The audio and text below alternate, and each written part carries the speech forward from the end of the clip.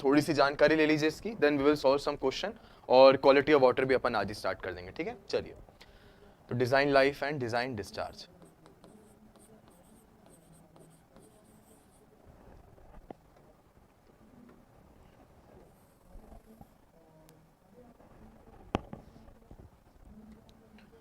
तो design life के बारे में मैंने पहली जानकारी दी थी आपको कि डिजाइन लाइफ आपका यूजफुल लाइफ पीरियड होता है जहां प्रोबेबिलिटी ऑफ फेलियर आपकी मिनिमम होती है। तो design life is the useful life period when the probability of the failure is minimum. तो हम लोग जो भी यूनिट डिजाइन करते हैं, हम जो भी पॉपुलेशन को कंसिडर करते हैं, that population is considered for the end of the design life. और जितना भी हमारा ट्रीटमेंट यूनिट भी डिजाइन होता है वो भी उसके लिए डिजाइन होता है। तो यहाँ पर प्रोबेबिलिटी ऑफ फेलियर आपको मिनिमम मिलेगा। तो design life it is a useful life period, useful life period where probability of failure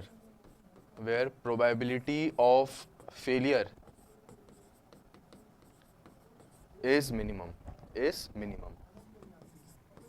तो ये बात आपको मैंने बताई थी, आज इसके बारे में अपन डिस्कशन भी कर लेते हैं, ठीक है।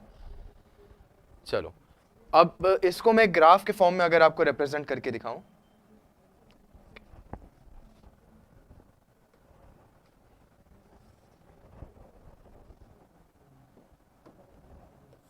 तो यहां पर अगर मैं ग्राफ आपको बना के दिखाऊं, तो जो अभी मैंने ऊपर सेंटेंस लिखा वो आपको समझ में आ जाएगा।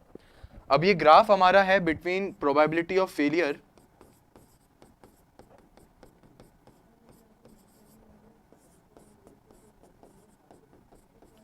और यहां आपको मिलेगा time, probability of failure versus time. तो ये ग्राफ जब आप बेटा ड्रॉ करेंगे तब आपको कुछ ऐसा वेरिएशन देखने मिलेगा।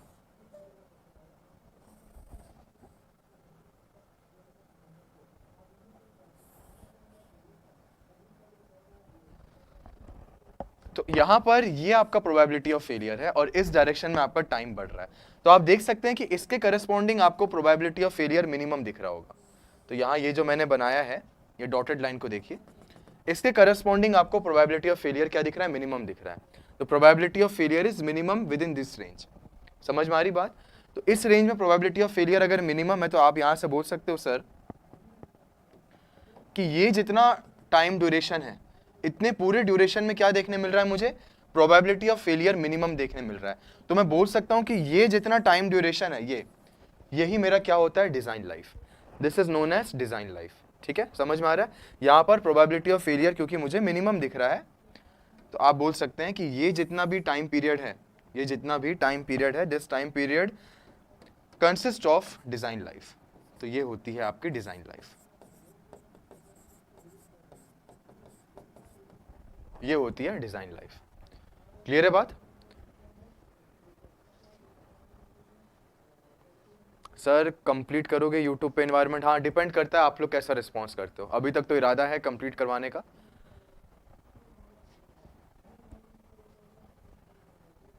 ठीक है, इसको बोलते हैं डिजाइन लाइफ। चलिए, समझ में आता है ये बात, है ना? अब आगे अपन देखते हैं।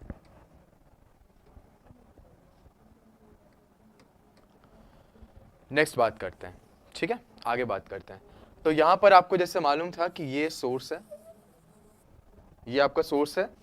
देन इसी सोर्स में हमने यहां पर वाटर स्टोरेज के लिए इनटेक्स बना के रखे थे।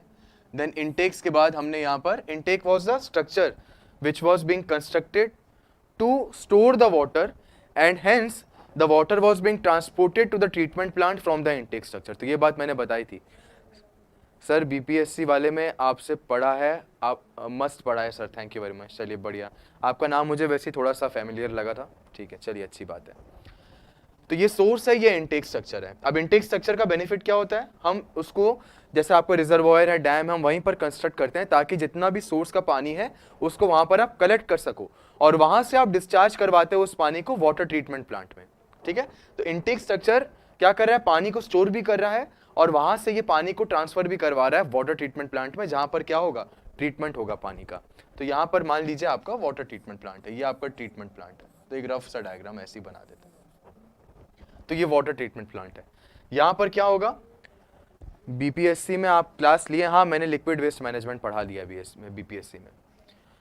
ये आपका वाटर ट्रीटमेंट प्लांट है, यहाँ पर पानी का ट्रीटमेंट होगा। देन इसके बाद जब वाटर ट्रीटमेंट प्लांट में पानी का ट्रीटमेंट हो जाता है तो आपने अगेन यहाँ पर वाटर को स्टोर करके रखा, और इस यूनिट को आप बोलते हो सर्विस रिजर्वॉयर। इस यूनिट को हम बोलते हैं सर्विस रिजर्वॉयर। बीपीएससी मतलब मैं बीपीएससी सैनिटरी ऑफिसर की बात कर रहा हूँ, तो assistant public and sanitary officer का जो हमारा कोर्स चल रहा है उसमें मैंने लिक्विड वेस्ट मैनेजमेंट पढ़ा दिया। तो ये जो यूनिट है this is known as service reservoir, इसको सर्विस रिजर्वॉयर बोलते हैं। अब इसके बाद ये यहां पर जाता है डिस्ट्रीब्यूशन सिस्टम में, ये है डिस्ट्रीब्यूशन सिस्टम।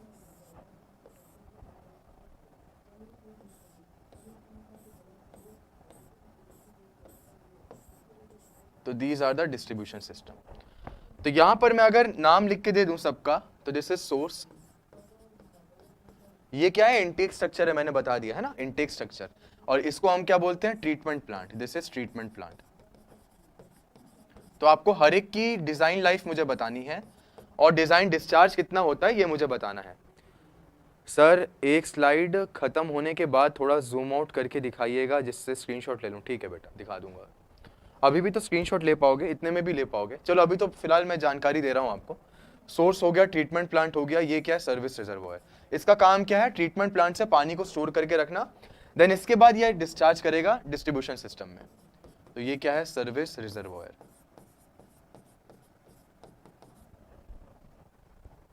और ये है डिस्ट्रीब्यूशन सिस्टम।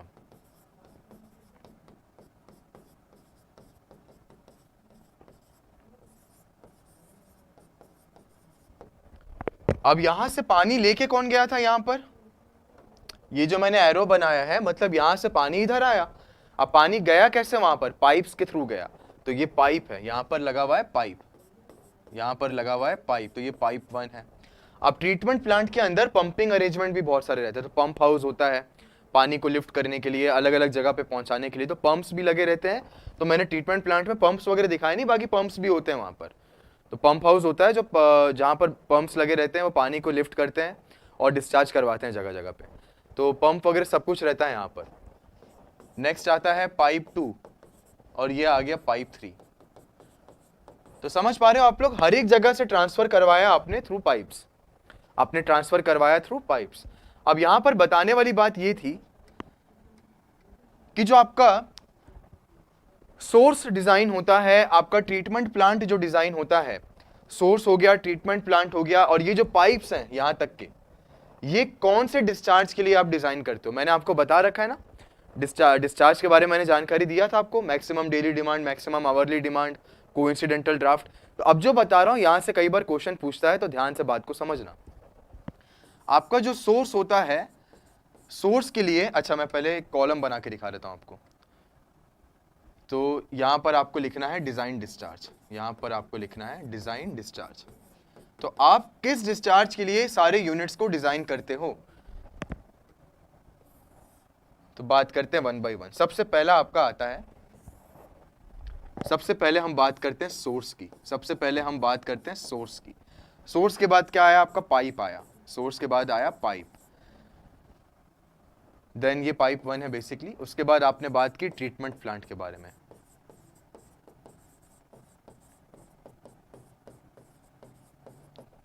और फिर बात किया आपने सर्विस रिजर्वॉयर के बारे में। यहां से सवाल पूछता है बेटा, ध्यान रखना। सर्विस रिजर्वॉयर के बाद आता है आपका distribution system. This is distribution system. तो डीएस लिख रहा हूं मतलब डिस्ट्रीब्यूशन सिस्टम। तो देखो, ये डिजाइन करते हो आप, जो आप सोर्स को डिजाइन करते हो वो डिजाइन करते हो मैक्सिमम डेली डिमांड के लिए। क्यूएमडी का मतलब क्या होता है? Maximum daily demand. पाइप 1 को डिजाइन करते हो आप मैक्सिमम डेली डिमांड के लिए। ट्रीटमेंट प्लांट को डिजाइन करते हो मैक्सिमम डेली डिमांड के लिए। अब सर्विस रिजर्वॉयर क्या करता है? पानी को स्टोर करके रखता है जो ट्रीटमेंट प्लांट से बाहर निकला है। तो सर्विस रिजर्वॉयर का जितना वॉल्यूम होगा उसके आधार पे आप डिजाइन करते हो। मतलब जैसे जरूरत पड़ती है तो आपको मोर देन 1 सर्विस रिजर्वॉयर भी प्रोवाइड करना पड़ता है। तो कितना पानी निकल के आ रहा है वो अलग बात है, लेकिन सर्विस रिजर्वॉयर का जो वॉल्यूम होता है वो उतना ही पानी स्टोर कर पाता है। तो service reservoir is designed for volume. Volume के लिए डिजाइन करते हो। कई बार ऐसा भी होता है कि डिस्चार्ज रेट ज्यादा है तो आपको 2 सर्विस रिजर्वॉयर भी प्रोवाइड करने पड़ जाते हैं। ठीक है। देन आपका डिस्ट्रीब्यूशन सिस्टम डिजाइन होता है मैक्सिमम ऑफ QMH और कोइंसिडेंटल ड्राफ्ट, तो इसकी जानकारी आपको दिया था। बाकी क्या बच गए, देखो सर्विस रिजर्वॉयर के पहले तक जितनी भी यूनिट है, मतलब सोर्स हो गया, पाइप 1 हो गया, ट्रीटमेंट प्लांट हो गया, पाइप 2 हो गया, बात ध्यान से समझना। हमने अभी जो यहां लिखा है उसके आधार पे बता रहा हूं, जूम आउट भी कर दिया, स्क्रीनशॉट लेना तो ले लेना। सर्विस रिजर्वॉयर के पहले जितनी भी यूनिट्स है, चाहे वो सोर्स हो, पाइप 1 हो, ट्रीटमेंट प्लांट हो, पाइप 2 हो, ये डिजाइन होती है मैक्सिमम डेली डिमांड के लिए। समझ पा रहे हो मेरी बात? और सोर्स के बाद जो यूनिट्स है वो आपका डिजाइन होता है मैक्सिमम आवरली डिमांड या कोइंसिडेंटल ड्राफ्ट। तो ये मैंने कल बता दिया था आपको, इसका पूरा कॉन्सेप्ट बता दिया था। और मैक्सिमम आवरली डिस्चार्ज को अपन क्यों कंसीडर करते हैं, क्योंकि फ्लक्चुएशन वैल्यू वहां पर मैक्सिमम आती है। तो ये बात भी मैंने कल बता दी थी। कोइंसिडेंटल ड्राफ्ट के बारे में आपको अलग से जानकारी दिया था मैंने। समझ में आ रही है ना बात? तो आपने सर्विस रिजर्वॉयर के पहले तक सबको डिजाइन किया मैक्सिमम डेली डिमांड के लिए। देन उसके बाद जो आप डिजाइन कर रहे हो, क्योंकि अब तो क्या है, आपको पानी सप्लाई करना है कम्युनिटी में, तो डिस्ट्रीब्यूशन सिस्टम के थ्रू सप्लाई करना है। अब जब डिस्ट्रीब्यूशन सिस्टम के थ्रू सप्लाई करना है तो आपको वहां पर कोइंसिडेंटल ड्राफ्ट को भी ध्यान में रखना पड़ेगा। मतलब इन दोनों में से जो भी मैक्सिमम वैल्यू आती है उसके बारे में आपको कंसिडर करना पड़ेगा। कल की क्लास देखना, मैंने स्ट्रिक्टली बताया था कि डिस्ट्रीब्यूशन सिस्टम से जो पानी निकलता है कम्युनिटी के लिए, that is designed for maximum hourly discharge या फिर coincidental draft, which ever is maximum. तो यहां पर मैंने कल बता दिया था, आज आपको मैंने पूरा सिस्टमेटिकली बता दिया। तो before service reservoir maximum daily demand, service reservoir उसके वॉल्यूम के लिए डिजाइन करोगे। इसके बाद सर्विस रिजर्वॉयर के बाद आपका ये वाला कॉन्सेप्ट रहता है, इसके बाद ये वाला कॉन्सेप्ट रहता है। तो यहां से क्वेश्चन बहुत बार पूछता है। अब गेट में नहीं पूछा वो अलग बात है, लेकिन बाकी एग्जाम्स में बहुत बार क्वेश्चन आया है, तो आपको पता होना चाहिए। ठीक है, तो इसको नोट कर लो या फिर स्क्रीनशॉट ले लो जल्दी से। फिर आगे आपको एक छोटा सा कॉन्सेप्ट और बता के फिर मैं क्वेश्चन स्टार्ट करवाता हूँ। क्वेश्चंस करना है कि नहीं ये मुझे एक बार कमेंट करके बता दो। अगर सिर्फ कॉन्सेप्ट पढ़ना है तो मैं कॉन्सेप्ट पढ़ा के आगे बढ़ जाऊंगा। क्वेश्चन करना है कि नहीं ये मुझे बता दो कमेंट करके। ठीक है, तो just tell me if you want to solve the question, तभी मैं करवाऊंगा, नहीं करना तो फिर मैं आगे कॉन्सेप्ट स्टार्ट करवा दूंगा।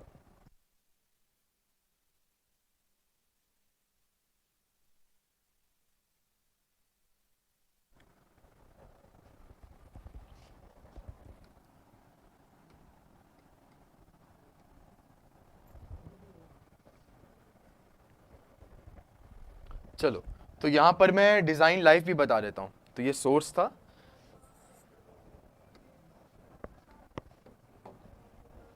तो यहीं पर बता देता हूं, अलग से स्लाइड की जरूरत नहीं पड़ेगी। सोर्स हो गया, आपके पाइप्स हो गए, पाइप्स मतलब सारे पाइप्स हो गए, पाइप 1, पाइप 2, पाइप 3 और जितने भी सारे पाइप्स हैं, तो सारे पाइप्स को मैंने यहां पर कंसिडर किया है। तो सोर्स हो गया, पाइप हो गया, देन उसके बाद आता है आपका मैकेनिकल यूनिट्स।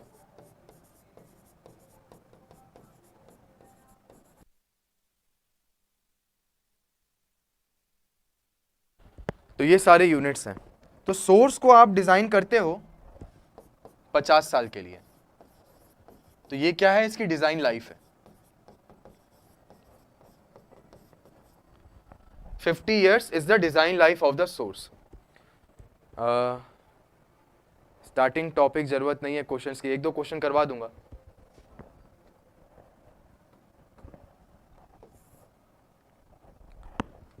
नेक्स्ट, पाइप्स को आप डिजाइन करते हो 30 years के लिए। कोई भी पाइप हो उसको डिजाइन करते हो 30 years के लिए। Now this source can be a dam, reservoir, कोई भी आपका रिवर हो सकती है, सब कुछ यहाँ पर इंक्लूड। मैं जनरल बात कर दिया, सोर्स लिख दिया तो आपको पता होना चाहिए। सोर्स में मतलब आपका रिवर आ गया, लेक आ गया, आपका डैम्स आ गए, रिजर्वायर आ गए, तो these are the sources. Pipes मतलब वो सारे पाइप जो डिजाइन करे हो आप एक जगह से दूसरी जगह पानी का कन्वेंस करवाने के लिए। इस टॉपिक से क्वेश्चन आते हैं, इस टॉपिक से क्वेश्चन नहीं आते, लेकिन ये सारी चीजें पूछता है। और जो पॉपुलेशन फोरकास्टिंग वाली चीजें मैंने बताई उससे कभी कभार गेट में क्वेश्चन पूछता है। नहीं करवाने क्वेश्चन तो we can skip, no problem. Mechanical units होती हैं आपकी 15 years।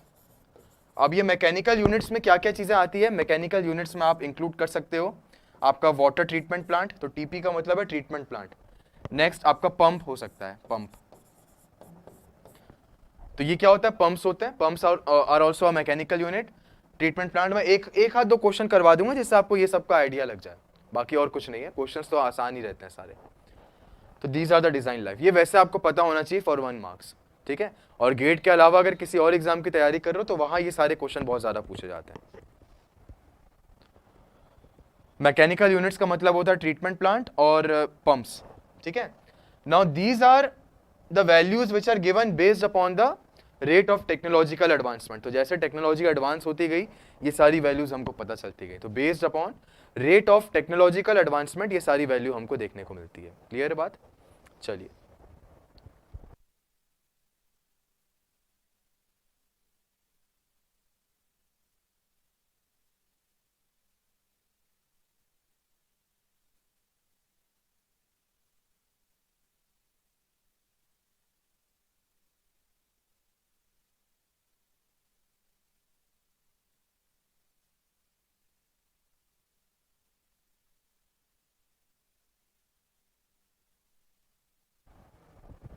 चलिए करते हैं, एक दो क्वेश्चन करते हैं, ठीक है, एक आध दो क्वेश्चन करते हैं। नमस्ते बेटा अक्षरदीप, खुश रहिए।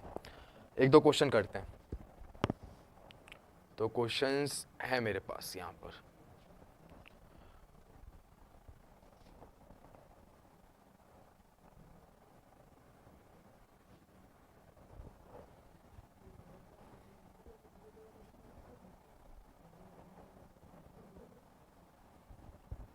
चलो एक क्वेश्चन करिएगा, क्वेश्चन नंबर 2 एक क्वेश्चन करते हैं, इसको मैं आप लोगों के लिए क्रॉप कर लेता हूँ and let's solve this question, question number 2। Answer मत देखना, आंसर कई बार गलत भी रहता है, तो डजेंट मैटर, अपन क्वेश्चन पे फोकस करते हैं, तो थोड़ा बहुत आइडिया लग जाएगा जितनी भी जानकारी मैंने आपको दी है।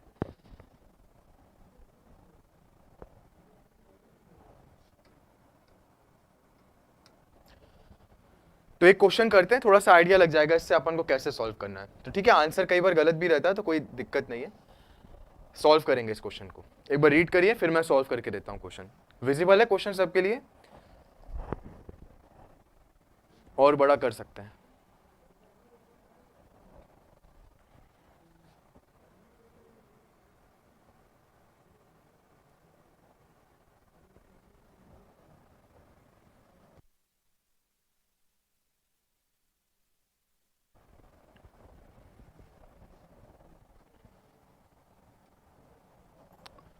चलो सॉल्व करते हैं क्वेश्चन, ठीक है। तो if the population of the city is 3.5 lakhs, तो यहां पर आपको बोला है कि पॉपुलेशन जो है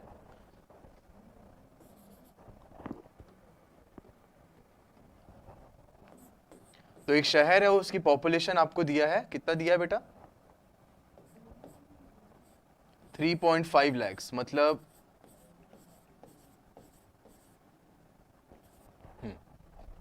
ये पॉपुलेशन दिया है, this is the population which is given to you. The average water consumption is 300 LPCD, मतलब एक आदमी एक दिन में कितना पानी कंज्यूम करता है, दैट इज 300 एलपीसीडी। तो पर कैपिटा वाटर सप्लाई दिया है आपको, तो पर कैपिटा वाटर कंजम्पशन मतलब, तो per capita water consumption is given as 300 LPCD, ठीक है।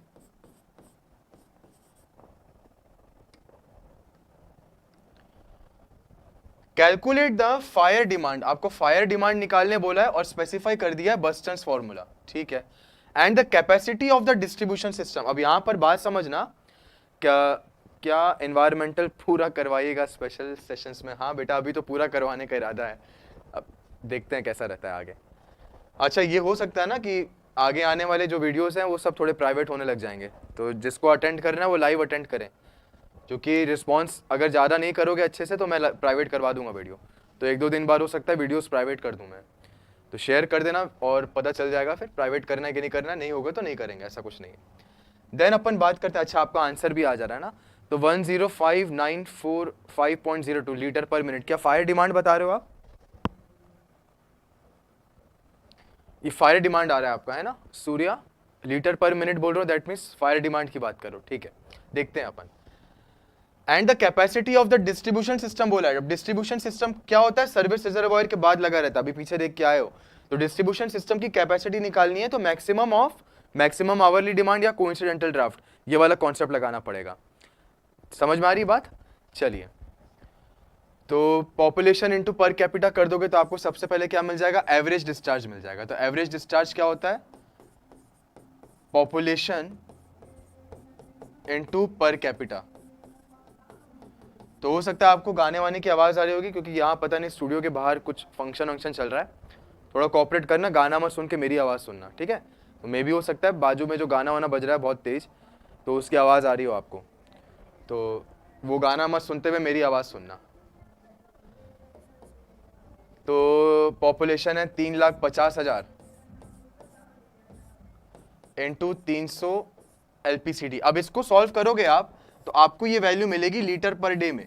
अच्छा, ये क्वेश्चन करवाने का एक मकसद और है, ये क्वेश्चंस करवाने का एक मकसद ये भी है कि मैं आपको थोड़ा यूनिट्स के बारे में जानकारी दे सकूं कि कैसे आप यूनिट्स को कन्वर्ट कर सकते हो। ठीक है, तो आपको बेनिफिट होगा, थोड़ा बहुत क्वेश्चंस करने से आप यूनिट्स को कन्वर्ट करना सीख जाओगे।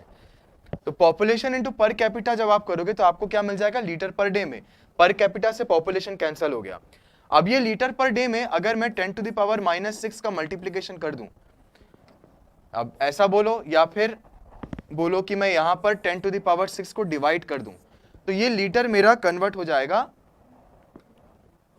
मिलियन लीटर्स पर डे में। तो वैसे ही रिप्रेजेंट करना ज्यादा सही रहता है। तो डिवाइड बाय 10⁻6 कर दोगे तो MLD में आपको आंसर मिल जाएगा। क्लियर है बात? यहां पर MLD में, यस सर मेरा ड्रॉबैक यूनिट में गलत, हाँ पूरा एनवायरमेंट वही है, तो पूरा एनवायरमेंट ही वही है, पूरा आधा एनवायरमेंट आप सॉल्व कर सकते हो अगर यूनिट्स में कंफर्टेबल हो। ठीक है, तो आपको यहां पर मिल जाएगा MLD में, तो सॉल्व करोगे आपको तो Q एवरेज मिल जाएगा। तो Q एवरेज कितना मिल रहा है मुझे आंसर बताओ। कैलकुलेशन आपको करना है, कैलकुलेशन आपको करना है और आंसर बताना है। खैर ये तो सिंपल सा कैलकुलेशन है, ये तो सीधा 105 MLD आ जा रहा है। अब ऑप्शन में हो सकता है 105 भी दिया हुआ हो, पर आपको मालूम होना चाहिए कि 105 जो है दिस इज व्हाट, हाँ वेरी गुड, ये जो 105 MLD है this is average discharge, not the design discharge. Average discharge है, इसको आपको अब कन्वर्ट करना पड़ेगा डिजाइन के फॉर्म में। तो फायर डिमांड आ जा रहा है, बहुत बढ़िया, वेरी गुड गेट 2023, सारे आंसर आपके करेक्ट हैं। तो आपका आंसर करेक्ट है। अब अपन 1 बाय 1 चलते हैं। सबसे पहले आपको मालूम है कि फायर डिमांड निकालनी है। फायर डिमांड शुरू में भी एक बच्चे ने बता दिया था करेक्ट आंसर। तो फायर डिमांड यूजिंग बर्स्टन्स फॉर्मूला, तो बर्स्टन्स फॉर्मूला होता है 5663√/P। याद रखना पॉपुलेशन को सब्स्टिट्यूट करना है इन थाउजेंड्स, तो यहां पर जो पॉपुलेशन हो जाएगी आपको 350 पुट करनी है।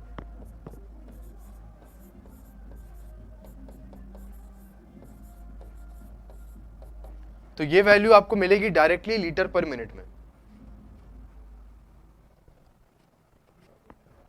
तो कितना आ रहा था आंसर, 105,945.02। तो आंसर आया था किसी का, किनका आया था, सूर्या का आया था, 105,945.02। Very good. तो ये वैल्यू आपको मालूम है लीटर पर मिनट है, दिस इज लीटर पर मिनट। अब सबको कांस्टेंट यूनिट में चेंज कर दो बेटा, जैसे MLD में आंसर लिख रहे हो ना, तो वैसे ही फायर डिमांड को भी MLD में चेंज कर दो, सारे आंसर एक ही यूनिट में होने चाहिए। तो 105,945.02, अब इसमें मैं डिवाइड बाय 10⁻6 कर देता हूं, तो ये मुझे क्या मिल गया, ध्यान से देखना, किसको प्रॉब्लम थी, एडवांस रनर, आपको यूनिट में दिक्कत है ना, यहां पर ध्यान से देखना। लीटर पर मिनट में आपको आंसर मिला था, आपने डिवाइड बाय 10⁻6 किया, ये क्या मिल गया आपको, मिलियन लीटर्स मिल गया, this is what, million litres. अब ऊपर आपने मिलियन लीटर पर डे में निकाला है, अब यहां पर मिनट है, अब इसको मिनट में कन्वर्ट करना है। तो एक दिन में होते हैं 24 घंटे और एक घंटे में होते हैं 60 मिनट। एक दिन में होते हैं 24 घंटे और एक घंटे में होते हैं 60 मिनट। तो अब ये पूरी वैल्यू आपको मिलेगी किसमें, लीटर पर, मिलियन लीटर पर डे में। अब ये आपने कन्वर्ट कर दिया मिलियन लीटर पर डे में। क्लियर है बात? तो जैसा गेट 2023 का आंसर भी आ गया 152.56। चलो आंसर तो आ गया, अलग बात है कॉन्सेप्ट समझ में आया, यूनिट समझ में आई कि नहीं ये बताओ। तो आंसर तो आ गया, बहुत अच्छी बात है, वेरी गुड, पर मेन है यूनिट्स को समझना, मेन यूनिट्स को समझना। तो ये यूनिट्स को समझना आ गया यहाँ पर। तो लीटर पर मिनट था, तो 1 मिनट को हमने 1 डे में चेंज कर दिया। हाँ एनवायरमेंट पूरा यूनिट का खेल है, बिल्कुल। तो ये फायर डिमांड निकाल ली। अब आपको मालूम है कि जो डिस्ट्रीब्यूशन सिस्टम के बाद जो पानी अपन सप्लाई करते हैं वो होता है मैक्सिमम ऑफ, अभी अपन ने बताया था कि ये होता है मैक्सिमम ऑफ QMH या फिर QCD, ये होता है। तो अब QMH आप निकाल सकते हो और QCD भी आप निकाल सकते हो। चलो निकाल लेते हैं। सबसे पहले आप निकाल लीजिए QMH। तो QMH हो जाएगा 2.7 टाइम्स ऑफ Q एवरेज, ये बात तो मालूम है, 2.7 इसका फ्लक्चुएशन वैल्यू होता है। तो ये मिलेगा मुझे 283.5 MLD, ये मिलेगा मुझे 283.5 MLD। अब ध्यान से देखते जाना, पहला पार्ट सॉल्व कर लिया, अब QCD निकालना है आपको। QCD के लिए फायर डिमांड तो है पर मैक्सिमम डेली डिमांड नहीं है, ये होता है 1.8 टाइम्स ऑफ Q एवरेज। तो ये सब मैं आपको सिखाना चाह रहा था क्वेश्चंस के थ्रू। आप समझ जाओगे तो आप कोई भी क्वेश्चन आएगा आप सॉल्व कर लोगे आप। तो क्यू एवरेज कितना है, 105 है।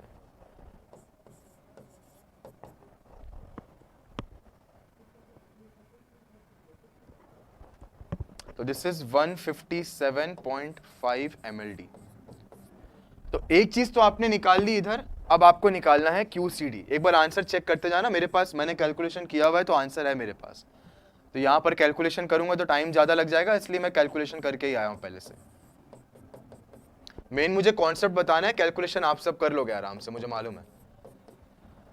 फायर डिमांड कितना है, 152.56, 152.56। तो यहां से आपको मिल जाएगा कोइंसिडेंटल ड्राफ्ट। QMD 189 आएगा, QMD 189 आएगा। ऐसा है क्या, चलो मैं चेक कर लेता हूँ कितना है। 1.8 इंटू 105, 1.8 इंटू 105। अच्छा सही बात है।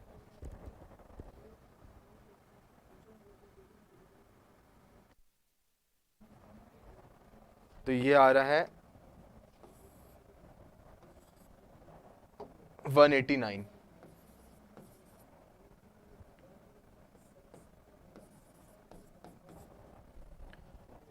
चलो ये आ गया 189, तो इधर भी आ जाएगा 189। फायर डिमांड इतनी थी और ये आ जाएगा 189।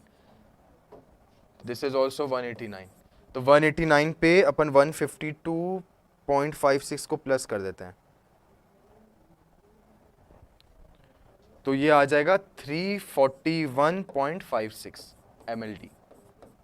तो यही आंसर आया था आप लोगों का भी बिल्कुल।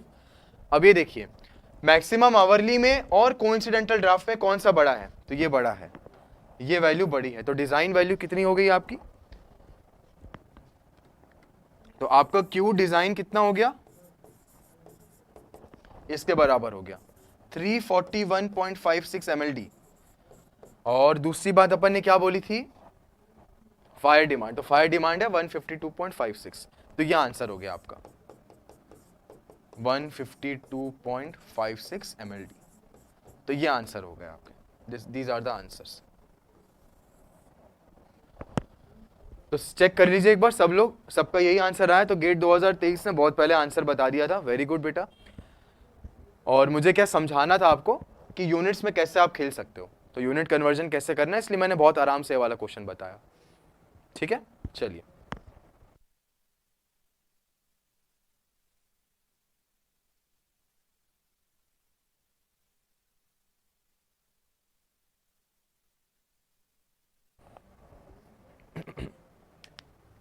एक और बढ़िया क्वेश्चन करते हैं नेक्स्ट। ठीक है, वन मोर क्वेश्चन है, गेट का ही क्वेश्चन है, इसको सॉल्व करते हैं अपन।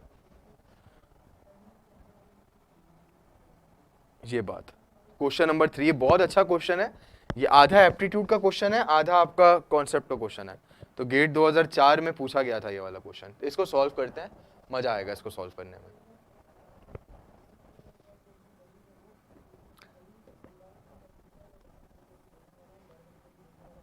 एक ये क्वेश्चन सॉल्व करते हैं, ठीक है। रीड करिए क्वेश्चन को, क्वेश्चन विजिबल है सबके लिए। तो मैं भी देख लेता हूं कैसा दिख रहा है क्वेश्चन मोबाइल में।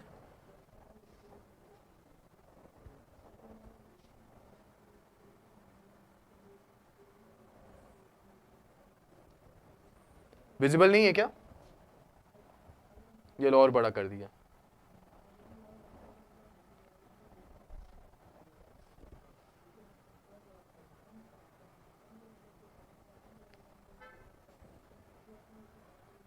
अब तो दिख रहा है।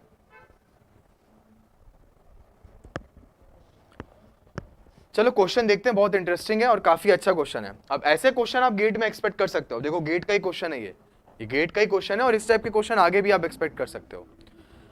तो ध्यान देते हैं इसमें।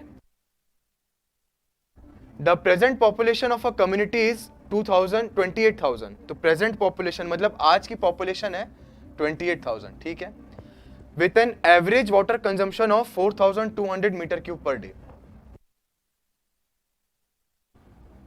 ध्यान से रीड करो इसको। The present population of a community मतलब आज की पॉपुलेशन है इतनी, और इतने लोग जो है वो इतना पानी कंज्यूम कर रहे हैं एक दिन में। तो total water consumption by these many people is 4,200 metre cube per day. The existing water treatment plant, अब ये जहां पर ये शहर की बात कर रहा है जहां इतने लोग रह रहे हैं वहां पर एक वाटर ट्रीटमेंट प्लांट है। अब बोलता है कि वाटर ट्रीटमेंट प्लांट की जो डिजाइन कैपेसिटी है, जो आप जानते हो, अभी मैंने बताया आपको, डिजाइन कैपेसिटी है वाटर ट्रीटमेंट प्लांट की 6000 मीटर क्यूब पर डे। तो वाटर ट्रीटमेंट प्लांट की डिजाइन कैपेसिटी है 6000 मीटर क्यूब पर डे। अब ये बोल रहा है, क्योंकि यहां पर एस्टिमेशन कर लिया होगा कि फ्यूचर पॉपुलेशन कितनी आने वाली है, तो आगे आने वाले 20 सालों में, मतलब आज से लेकर 20 साल बाद, तो आज जो पॉपुलेशन है उसके 20 साल बाद पॉपुलेशन हो जाएगी 44,000। तो नेक्स्ट 20 ईयर्स में, मतलब आज से 20 साल बाद पॉपुलेशन हो जाएगी 44,000। अब बोलता है कि number of years from the now when the plant will reach its design capacity, मतलब प्लांट कितने सालों के बाद अपनी डिजाइन कैपेसिटी पे पहुंच जाएगा। अब यहां पर साफ साफ बोल दिया कि आपको अरिथमेटिक रेट ऑफ पॉपुलेशन, मतलब अरिथमेटिक इंक्रीज मेथड लगाना है। अब सारी चीजें यहां पर वैलिड हो जाएंगी। इसका यह मतलब है कि rate of growth of population constant है, तो स्लोप कांस्टेंट है। सबसे पहले यह बात समझ में आना चाहिए। तो dp by dt is constant, तो ये बात सबसे पहले दिमाग में आ जानी चाहिए। dp by dt कांस्टेंट है। अब based on the given data आपको सारे कैलकुलेशन करना है। तो शायद क्वेश्चन भी नोट कर लिया होगा, क्वेश्चन पढ़ भी लिया होगा। अब सोल्यूशन बताने के लिए मुझे अगले पेज में जाना पड़ेगा, ठीक है। चलो, बोलता है कि एक शहर में प्रेजेंट पॉपुलेशन जो है, प्रेजेंट पॉपुलेशन जो है यहाँ की, वो कितनी है? 28,000। गाने वाने की आवाज आ रही होगी तो गाना सुनना मत, ठीक है, क्योंकि बाहर पता नहीं बहुत शोर है आज, तो बात मेरी सुनना बस। चलो, वेरी गुड, आंसर आ गया, बहुत अच्छी बात है। तो 28,000 क्या पॉपुलेशन है। अब इस पॉपुलेशन के लिए जो डिजाइन डिस्चार्ज है वो है 4200 मीटर क्यूब पर डे। तो हो सकता है आप लोगों ने सॉल्व भी किया होगा, अब इसको समझते भी हैं क्वेश्चन को, ठीक है। अब आपको मालूम है पॉपुलेशन और डिस्चार्ज के मामले में एक चीज कांस्टेंट रहती है, वो होती है पर कैपिटा वाटर कंजम्पशन। तो per capita water consumption constant रहता है। और आपको एक चीज क्या मालूम है कि Q इजिकल्स, जो भी पीछे देख के आए हो, पॉपुलेशन इनटू पर कैपिटा वाटर डिमांड, या पर कैपिटा वाटर कंजम्पशन, जो भी आप लिखना चाहो। तो ये होता है 4200 मीटर क्यूब डिवाइडेड बाय 28,000 करोगे तो ये वैल्यू मिल जाएगी 0.15। ये आपकी पर कैपिटा वाटर कंजम्पशन है।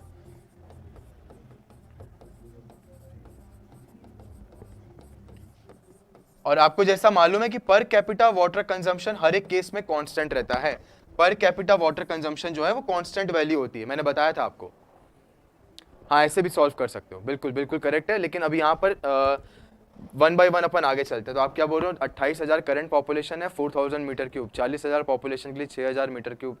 ठीक है, आपने भी एकदम कॉन्सेप्ट के साथ सॉल्व किया, सब कुछ निकाला है, वेरी गुड।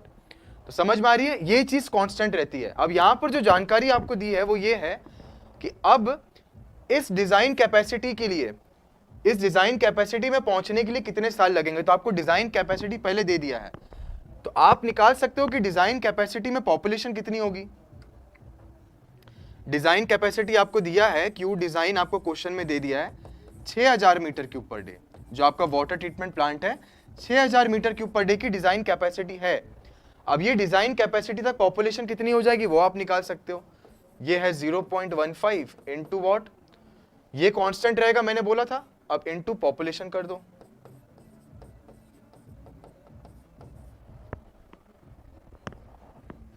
तो डिजाइन डिस्चार्ज को जो लोग कंज्यूम करेंगे वो पॉपुलेशन आप निकाल सकते हो। मतलब इतनी डिजाइन कैपेसिटी के लिए कितना पॉपुलेशन होगा। जैसे पर कैपिटा वाटर कंजम्पशन हमेशा कांस्टेंट रहती है, तो इतने के लिए कितना वाटर कंजम्पशन होगा वो आप निकाल सकते हो। तो निकाल लोगे तो आपको कितना मिलेगा? 40,000 मिलेगा। इनका आंसर आ चुका है। तो population at design period, this is equal to how much? 40,000। चलो, मतलब 40,000 लोग करेंगे। एक जानकारी आपको दिया कि आज से 20 साल बाद, तो after 20 years from now, after 20 years from now जो आपका पॉपुलेशन हो जाएगा, जो पॉपुलेशन हो जाएगा वो कितना हो जाएगा? पॉपुलेशन हो जाएगा 44,000। तो आपको बोला है कि ये वाली पॉपुलेशन के लिए जब ये डिजाइन डिस्चार्ज है इसके लिए कितना टाइम लगेगा। तो मतलब 20 साल में, आज से 20 साल बाद पॉपुलेशन इतनी हो जाएगी। आज पॉपुलेशन है 28,000, तो आज से कितने सालों बाद पॉपुलेशन 40,000 होगी वो आपको निकालना है। क्यों ऐसा बोल रहा हूं? क्योंकि इतनी पॉपुलेशन डिजाइन डिस्चार्ज के लिए बनी हुई है। समझ में आ रहा है? तो आप सीधा जैसा जानते हो कि स्लोप कांस्टेंट रहता है तो वो कॉन्सेप्ट लगा लो यहां पर।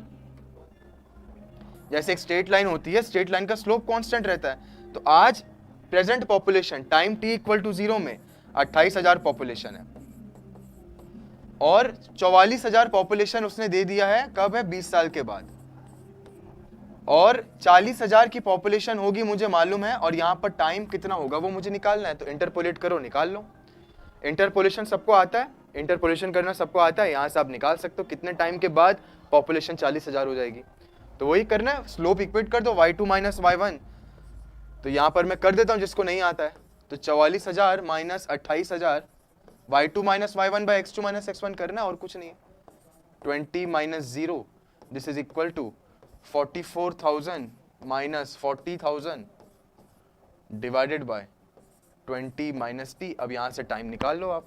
इंटरपोलेशन है, लीनियर इंटरपोलेशन है। लीनियर इंटरपोलेशन कैसे करते हो आपको मालूम है? चाहो तो tan थीटा लगा लो, क्योंकि हर जगह स्लोप सेम है।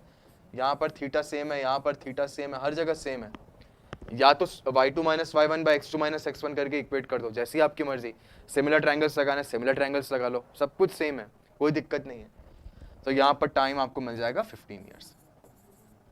तो आज से 15 साल के बाद जो डिजाइन कैपेसिटी को कंज्यूम करने वाले लोग होंगे वो होंगे 40,000।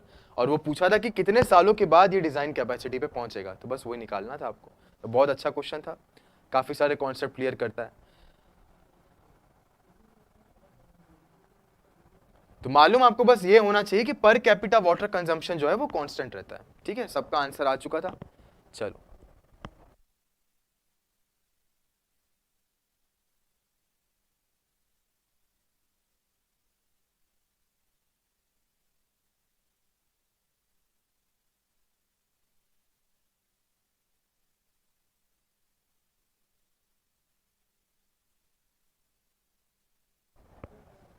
एक लास्ट क्वेश्चन करते हैं, उसके बाद फिर अपन नया टॉपिक स्टार्ट करेंगे। तो one last question we are going to solve. बाकी सारे चीज़ तो आप कर लोगे मुझे लगता है ना। वो जो जितने भी जनरल फॉर्मूले हैं अरिथमेटिक इंक्रीज के, ज्योमेट्रिक इंक्रीज के, उसको कैसे अप्लाई करना है वो सब तो आप कर लोगे मुझे लगता है। एक लास्ट क्वेश्चन और कर लेते हैं जो अनटच्ड पोर्शन वाले क्वेश्चन है, क्या पता वहाँ से कभी क्वेश्चन पूछ ले।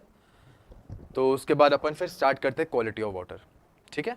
और जैसा कुछ लोग बोल रहे थे कि यहाँ पर आप पहले चैप्टर के क्वेश्चन मत करवाइए, पर करवाने का मकसद है कि जो अच्छे क्वेश्चन है वो मैं करवा देता हूँ।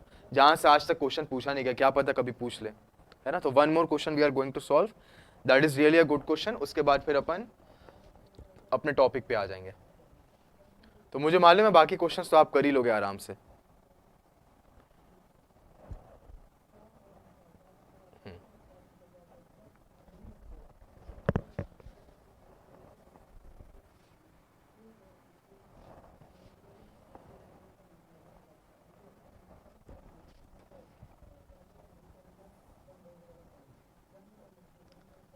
एक ये क्वेश्चन करते हैं, अच्छा क्वेश्चन है, इसको सॉल्व करते हैं। ठीक है, बाकी सब आपसे बन जाएगा। अगर चाहिए तो मुझे बोलना, मैं करवा दूंगा उसके क्वेश्चन भी, कि अरिथमेटिक को कैसे यूज करना है, ज्योमेट्रिक को कैसे यूज करना है। पर मुझे मालूम है वो सब आप कर लोगे। अगर लग रहा है कि नहीं हो पाएगा तो मुझे बताना, एक आध क्वेश्चन वाला भी करवा दूंगा, पर ऐसा जरूरी नहीं है। ठीक है, जो टफ क्वेश्चन है, जो सोचने वाले क्वेश्चन है, वो सब मैं करवा दे रहा हूँ। चलो ये वाला क्वेश्चन देखो, तो विजिबल है क्वेश्चन, बड़ा करना पड़ेगा।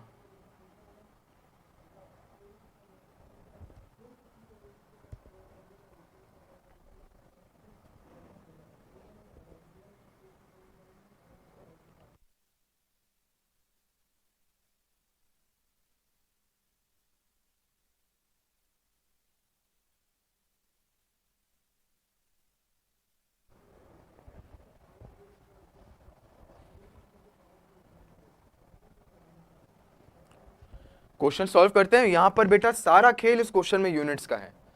सारा खेल इस क्वेश्चन में सिर्फ और सिर्फ किसका है? यूनिट्स का है। अगर यूनिट समझ गए, ये क्वेश्चन सॉल्व कर लोगे। फायर डिमांड निकालना बहुत आसान है, क्वेश्चन में आपको फॉर्मूला भी कौन सा यूज करना है मेंशन कर दिया है, पर इसको इस यूनिट में चेंज करना वो एक टास्क है। ठीक है, तो वो अपन करेंगे आराम से। चलो क्वेश्चन नोट कर लिया होगा। तो बोलता है कि फायर डिमांड आपको निकालनी है litre per capita per day में for a town with a population of 2 lakh. तो आपको दे दिया कि एक टाउन है जहां पर पॉपुलेशन 2 लाख है।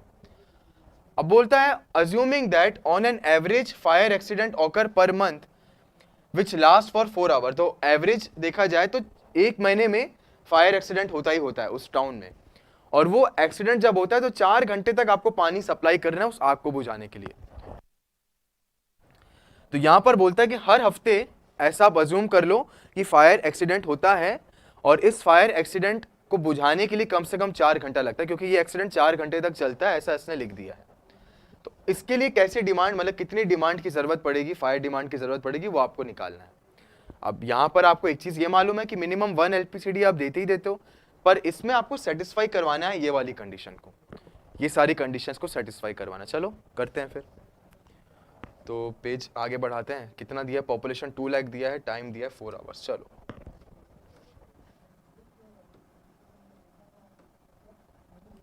आपको क्या मालूम है? फायर डिमांड का फॉर्मूला होता है 4637, एनबीएफयू का फॉर्मूला बोला ना, national board of fire underwriters formula.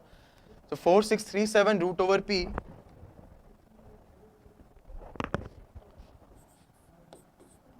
1 minus 0.01 root over P, ये होता है fire underwriters formula. This is NBFU formula. तो ये मैं आपको बता चुका हूं। वैल्यू आपको यहां पर मिलती है लीटर पर मिनट में, और पॉपुलेशन आपको पुट करना है इन थाउजेंड्स। तो पॉपुलेशन आपको सब्स्टिट्यूट करना है इन थाउजेंड्स। तो QFD सबसे पहले लीटर पर मिनट में बताना कितना आ रहा है। तो पॉपुलेशन आपको कितना दिया? 2 लाख दिया, मतलब 200 पुट करना है यहां पर। तो 4637 रूट ओवर 200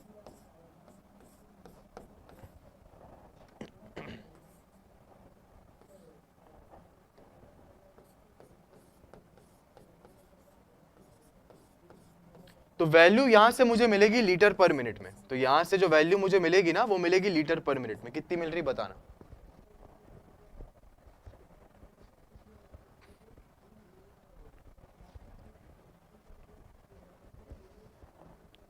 टेल मी कितना आ रहा है, फायर डिमांड कितना आ रहा है लीटर पर मिनट में?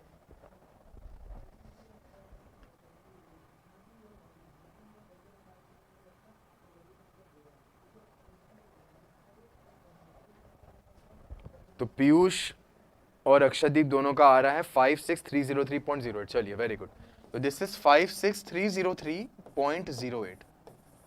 तो 2 लोग का आ गया, मतलब सही आंसर है। मेरा भी इतना ही आंसर है, मैंने कैलकुलेशन कर रखा है पहले। अब यहां ध्यान से देखना, समझने वाली बात है। इसको आप क्या समझ सकते हो कि 1 मिनट में मुझे इतना फायर का इतना लीटर पानी देना पड़ेगा, इतना लीटर पानी देना पड़ेगा हर मिनट में। अब ये बोलता है कि जब फायर एक्सीडेंट होता है वो 4 घंटे तक चलता है, तो इतना पानी तो मुझे 1 मिनट में लगेगा, पर मेरा 4 घंटे तक पूरा सिस्टम चालू रहना चाहिए। तो 4 × 60 मिनट कर लो। बात समझ में आ रही है? 1 मिनट में मुझे इतना लीटर क्या करना है? पानी सप्लाई करवाना है, पर मेरा 4 घंटे तक फायर है। Fire accident last for 4 hours, तो for 4 hours you have to supply this. तो 4 आवर्स मींस 4 × 60 मिनट्स। इसको सॉल्व कर लो यहां से, तो आपको मालूम पड़ जाएगा 4 घंटे तक कितना पानी मुझे देना पड़ेगा। तो 56303.08 × 4 × 60।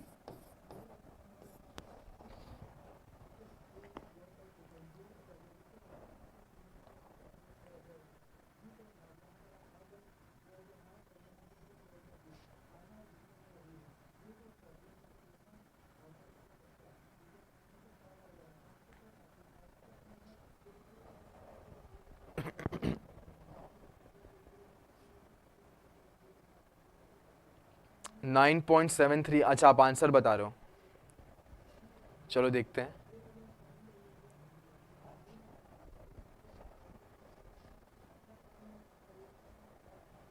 इसको सॉल्व करने से कितना आ रहा है सूर्या? इसको सॉल्व करने से कितना आ रहा है? मेरा आ रहा है 1357। कितना है भाई? 13512739.2।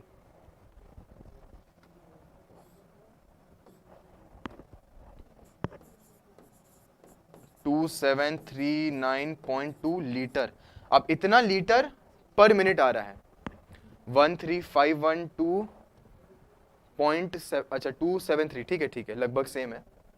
इतना लीटर आ रहा है, इतना लीटर आ रहा है, सबका इतना ही आ रहा है क्या? हाँ, इतना ही आ रहा है। अब थोड़ा बात को समझना, अब यहां पर मुझे निकालना है litre per capita per day में निकालना है।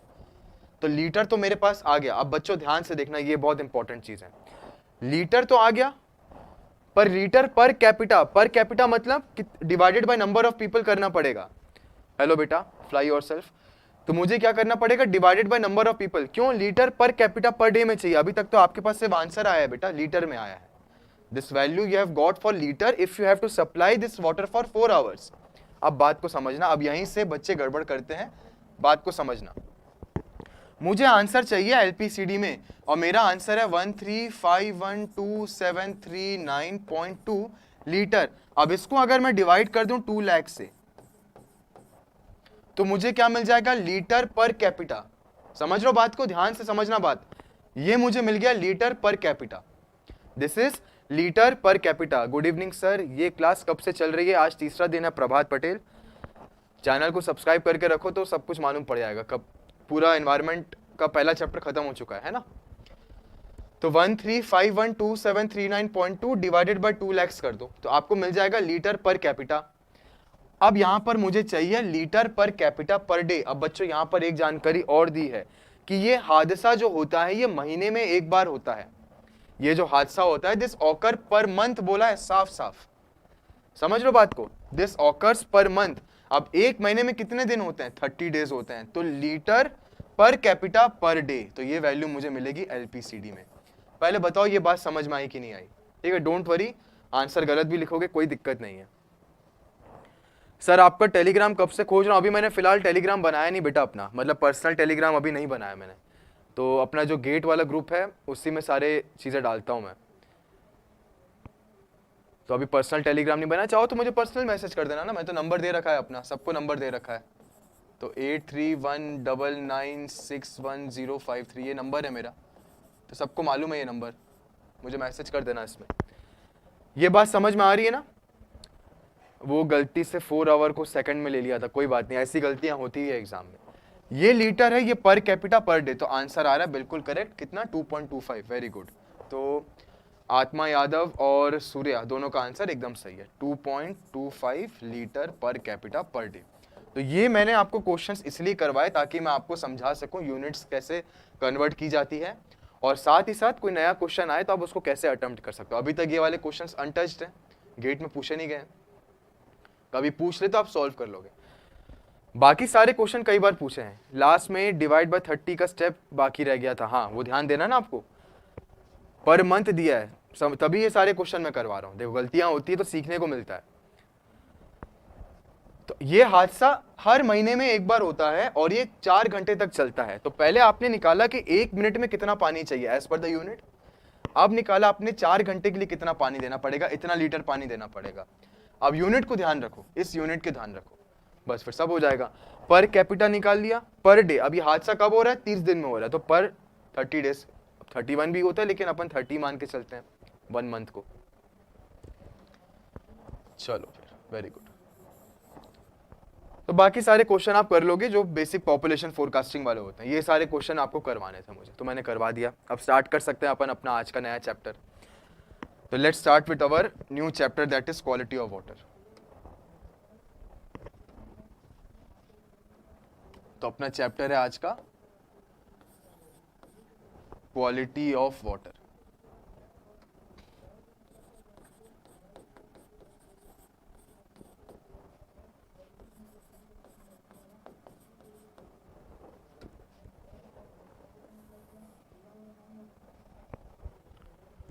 या वाटर क्वालिटी पैरामीटर, जो भी बोलना चाहो बोल सकते हो, ठीक है, कोई दिक्कत नहीं है। डिलीट क्यों कर रहे हो भाई मैसेज अपने? गलत आंसर भी देते तो क्या दिक्कत है, दे सकते हो ना, कोई दिक्कत नहीं है। मैं तो पढ़ लेता हूँ क्वेश्चन, जो भी आप कमेंट करते हो तुरंत, पूरी नज़र रहती है यहाँ पर, यहाँ मोबाइल में भी चल रहा है। डिलीट करने की ज़रूरत नहीं है, इसमें क्या है, गलत कर दिया तो गलत कर दिया, इसमें कोई दिक्कत नहीं है। मैं 12 से मल्टीप्लाई कर रहा था, वंस इन मंथ अज्यूम करके, कोई बात नहीं। आप समझ में आ गया सबको? अच्छा क्वेश्चन था इसलिए मैंने करवा दिया। चलो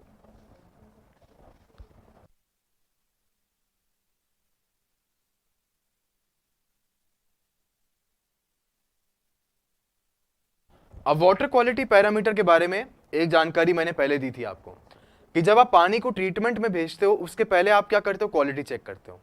then after treatment again you perform the quality check. तो दो बार आप क्या करते हो, पानी की क्वालिटी को चेक करते हो, एक बिफोर ट्रीटमेंट एंड एक आफ्टर ट्रीटमेंट। तो ये बात तो बेसिक मैंने बता दी थी आपको कि quality of water is checked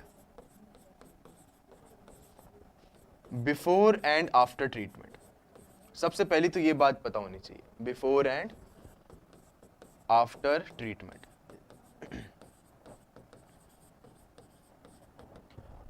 तो बिफोर ट्रीटमेंट क्यों किया, ताकि आपको पता चल जाए क्या क्या इंप्योरिटीज हैं। आफ्टर ट्रीटमेंट क्यों किया, ताकि आपको पता चल जाए कि आपने जो ट्रीटमेंट किया है वो सही है कि गलत है। ठीक है, पहले बीमारी पता चली, बीमारी का इलाज किया, दोबारा से चेक किया कि वो बीमारी मेरी ठीक हुई कि नहीं ठीक हुई, वही बात है। तो बिफोर एंड आफ्टर ट्रीटमेंट आपको पानी का क्वालिटी चेक करना पड़ता है। क्लियर है बात? चलिए, अब एक्चुअली में हम करते क्या है, जो क्वालिटी चेक करते हैं उसमें करते क्या है, हम वेरियस पैरामीटर्स निकालते हैं। हम पानी के वेरियस पैरामीटर्स निकालते हैं। Those parameters are known as water quality parameters. तो वी कैलकुलेट वेरियस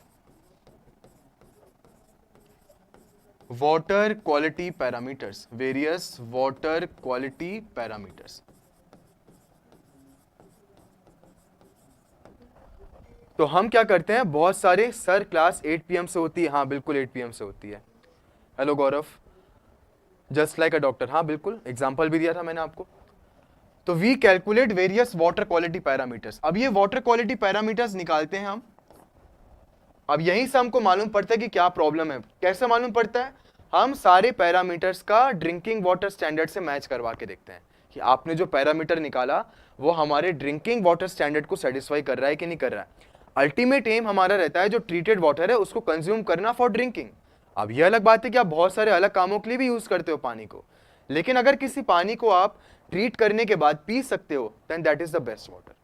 ठीक है, इसलिए हमारा जो प्रधान तौर पे ट्रीटमेंट करने के या फिर चेक करने का जो नजरिया रहेगा that is drinking water standard. तो आपको पता होना चाहिए कि हम लोग कौन सा कोड यहां पर फॉलो करने वाले हैं to check the water quality parameters. तो कोड के बारे में भी बता दूंगा। ठीक है, अगर वो कोड चाहिए होगा तो मेरे को मैसेज करना, आपको PDF दे दूंगा उस कोड की। ठीक है, और वो कोड से ही क्वेश्चन पूछता है एग्जाम में, जो ड्रिंकिंग वाटर स्टैंडर्ड पूछता है that is from that particular code only. तो इसलिए आपको वैल्यूज मालूम होगी पहले से, पर हो सकता है आपको दूसरे कोड से वैल्यू मालूम हो। जैसे इन्होंने लिखा है IS 10500 2012, this is the drinking water standard code what you have to follow. ठीक है, अब इसके अलावा WHO की गाइडलाइंस अलग है, EPA की गाइडलाइंस अलग है, मतलब एनवायरमेंट प्रोटेक्शन एजेंसी, इनकी गाइडलाइंस अलग है। तो बहुत सी वैल्यूज आपको पता होंगी, पर शायद आपको IS 10000 की वैल्यू उतनी पता नहीं होगी। सवाल में क्वेश्चन जो मतलब जो क्वेश्चन जो पूछता है दैट इज फ्रॉम IS 10500। क्या WHO का भी स्टैंडर्ड कोड है? हाँ बिल्कुल है, वो स्पेसिफाई करता है as per WHO, as per WHO specify करता है, लेकिन गेट हमेशा क्वेश्चन पूछता है IS 10500 से। तो मैं भी यहाँ पर आपको IS 10500 के ही वैल्यूज बताऊंगा। ये चीज मैं पहले ही क्लियर कर दे रहा हूँ, इतना टाइम लगा रहा हूँ क्योंकि मैं जानता हूँ आप सबको वैल्यूज मालूम है पहले से, पर वो IS 10500 की वैल्यूज नहीं होती, दूसरी वैल्यू होती। तो हमेशा बच्चे कमेंट करते हैं नहीं सर इसकी वैल्यू तो ये है, इसकी वैल्यू तो ये है। मैं स्ट्रिक्टली वैल्यू फॉलो करूंगा IS 10500 2012 की।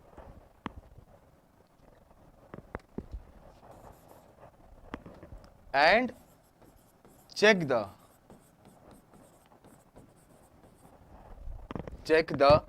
standards as per IS 10500 2012। तो ये चीज मैं पहले ही क्लियर कर दे रहा हूं, मैं यही वाला कोड फॉलो करने वाला हूं। ठीक है, तो पहले ही क्लियर कर दे रहा हूं ये बात। और सवाल पूछता है यहां से, चाहो तो गेट 2018 का क्वेश्चन उठा लेना, उसमें सीधा सीधा ये कोड का नाम लिख के दिया था। तो क्लोराइड का स्टैंडर्ड पूछा था, उसमें क्या स्टैंडर्ड होता है एज पर IS 10500 2012। अब कुछ वैल्यूज पहले से मालूम थी बच्चों को, जो WHO की वैल्यूज हैं, अब सब ने वही टिक किया था लेकिन इसका कोड का वैल्यू बहुत कम लोग को पता थी उस टाइम पे। चलो, तो हम लोग जो पैरामीटर स्टडी करने वाले हैं, वो कौन कौन से पैरामीटर्स होंगे? तो पैरामीटर्स विल बी, या पैरामीटर्स, सबसे पहला होगा फिजिकल वाटर क्वालिटी पैरामीटर। पहला होगा physical water quality parameter.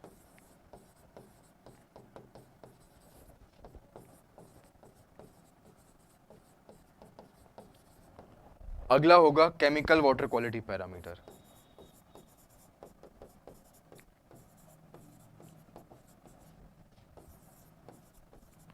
Chemical water quality parameters. और तीसरा होगा biological water quality parameter. GATE के लिए तीनों इंपॉर्टेंट है, गेट के लिए तीनों इंपॉर्टेंट है।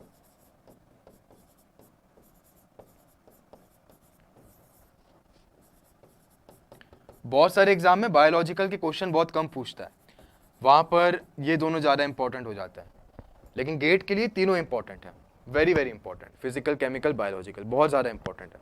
चलिए ठीक है, आगे चलते हैं। सबसे पहले अपन बात करते हैं फिजिकल वाटर क्वालिटी पैरामीटर के। तो number 1 is physical water quality parameters. तो सबसे पहले अपना डिस्कशन होगा regarding physical water quality parameter. आज एक पैरामीटर तो मैं बता देता हूं आपको। तो आज एक पैरामीटर अपन डिस्कस कर लेंगे, है ना, देन कल अपन दूसरे पैरामीटर्स के बारे में बात करेंगे। तो कल का थंबनेल भी लग चुका है, तो आप देख सकते हो।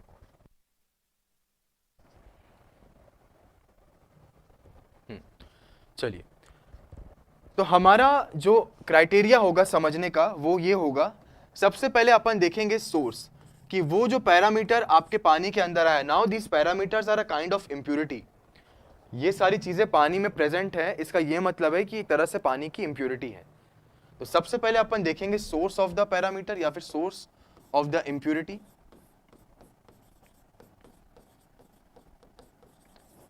सबसे पहले अपन चेक करेंगे सोर्स क्या है उसका, कहां से वो चीज आई पानी के अंदर। ठीक है, पानी में प्रेजेंट है पर कहां से आई। नेक्स्ट उसका अपन देखेंगे इंपैक्ट क्या होता है, इंपैक्ट देखेंगे, इंपैक्ट ऑफ द इम्प्यूरिटी। तो कोई भी पैरामीटर का क्या सोर्स है, उसका क्या इंपैक्ट होता है, मतलब कैसे वो हार्मफुल होता है हम सब के लिए, वो सेकंड पैरामीटर। देन थर्ड होगा उसका मेजरमेंट, कैसे आप उस पैरामीटर को मेजर कर सकते हो। अब मेजर करोगे तभी तो उसकी क्वांटिटी मालूम पड़ेगी आपको, उसका मैग्नीट्यूड मालूम पड़ेगा, उसका कंसंट्रेशन मालूम पड़ेगा। ठीक है, अब कंसंट्रेशन मालूम पड़ने के बाद, उसका कंसंट्रेशन मालूम पड़ने के बाद आप इसका स्टैंडर्ड मैच करोगे ड्रिंकिंग वाटर के रिस्पेक्ट में, आपका जो कोड मैंने अभी पीछे लिखा है। ठीक है, मेजर करने के बाद आप क्या करोगे, ड्रिंकिंग वाटर स्टैंडर्ड से उसको मैच करोगे कि वहां जो यूनिट दिया हुआ है, जो रेंज दिया हुआ है, उससे पार तो नहीं जा रहा। अगर मान लो पार जा रहा होगा तो खतरा है, उसका ट्रीटमेंट करना पड़ेगा, तभी आप इसका मेजरमेंट करोगे और उसकी वैल्यू को मैच करोगे। तो ये कर लिया आपने मेजरमेंट, देन आप उसका matching the drinking water standard.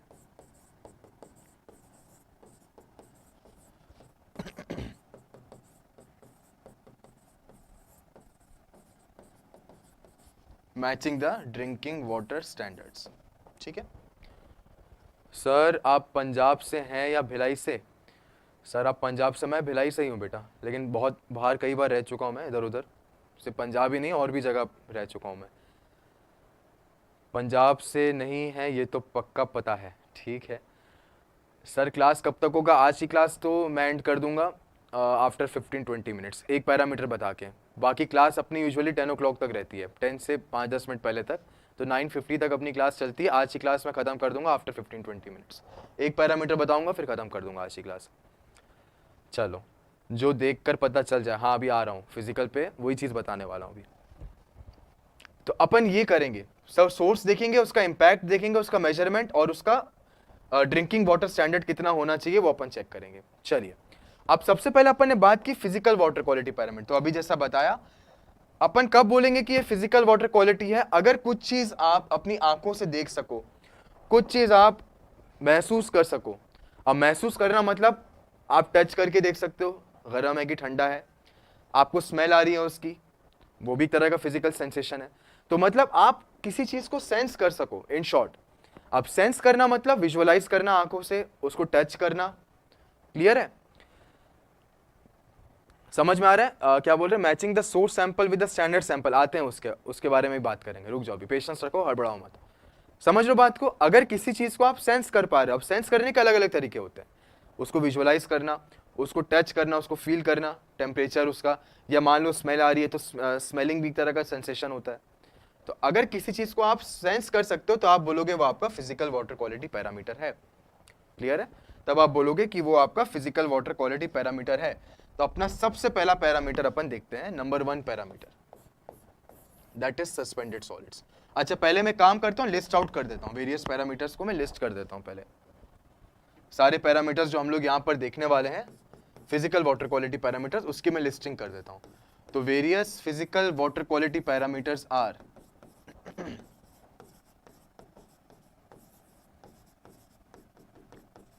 various physical water quality parameters are: number 1 suspended solids, number 1 है suspended solids, number 2 turbidity, 3 color, after color taste and odor,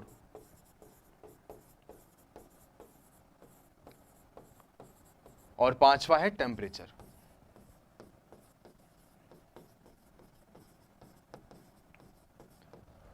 तो ये 5 फिजिकल वाटर क्वालिटी पैरामीटर अपन पढ़ने वाले हैं exam को ध्यान में रखते हुए।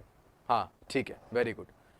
ठीक है, taste and odour, colour, turbidity, suspended solids, temperature. चलो सबसे पहला आज मैं कोशिश करके सस्पेंडेड सॉलिड्स कंप्लीट करवा दूंगा। तो first of the parameter is suspended solids.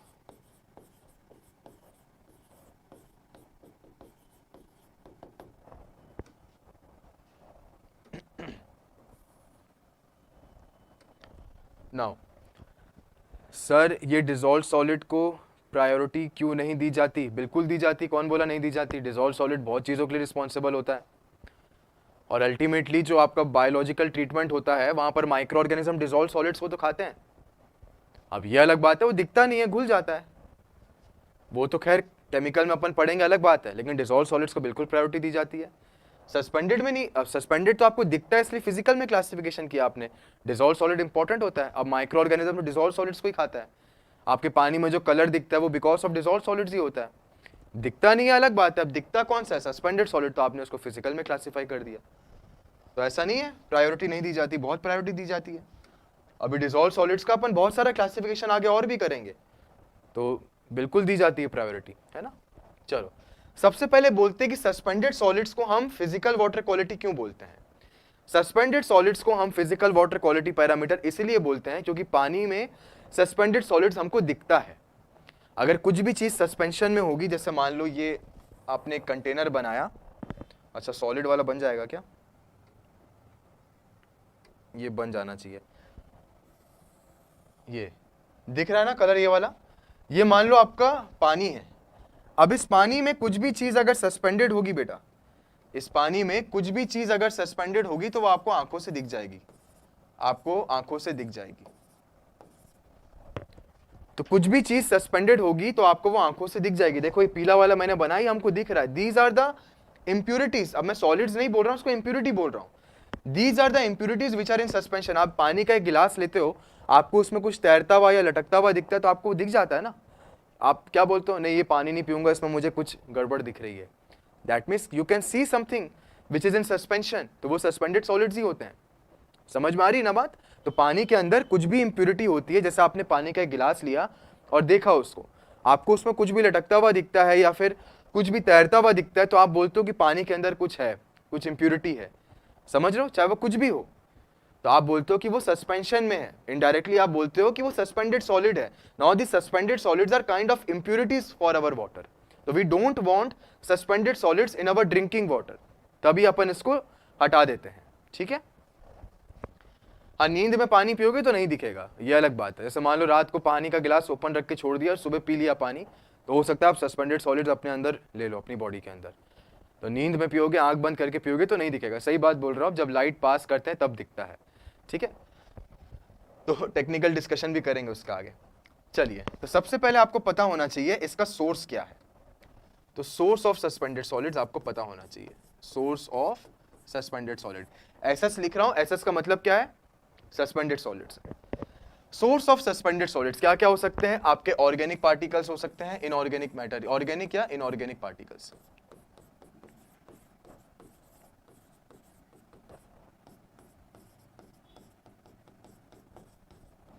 Organic या इनऑर्गेनिक पार्टिकल्स,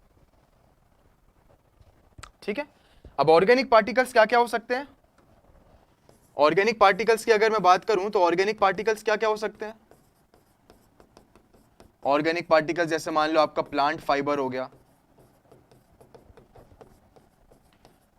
एल्गे प्रेजेंट हो सकता है। अब एल्गे भी एक तरह का प्लांट किंगडम से बिलोंग करता है। अगर पानी के अंदर प्लांट न्यूट्रिएंट प्रेजेंट है तो एल्गे ग्रो कर जाता है, बिल्कुल ग्रो कर जाता है ना। अब एल्गे ग्रो करता है, सनलाइट प्रेजेंट है, फोटोसिंथेसिस से उसकी मात्रा भी बढ़ जाती है। तो आप बोलते हो कि यूट्रोफिकेशन हो गया, एक बहुत टेक्निकल टर्म आप यूज करते हो, यूट्रोफिकेशन बोलते हो आप, आगे देखेंगे उसके बारे में भी। एल्गे भी ग्रो कर जाती है। देन पानी के अंदर रहने वाले जो प्लांट्स होते हैं उनको प्लैंकटन्स कहते हैं, उनको प्लैंकटन्स कहते हैं। एग्जांपल है इसके जलकुंभी, जलकुंभी मतलब वाटर ह्यासिंथ। वाटर ह्यासिंथ पानी के अंदर रहने वाली चीज होती है, प्लांट होता है ना। तो water hyacinth is also responsible for the eutrophication.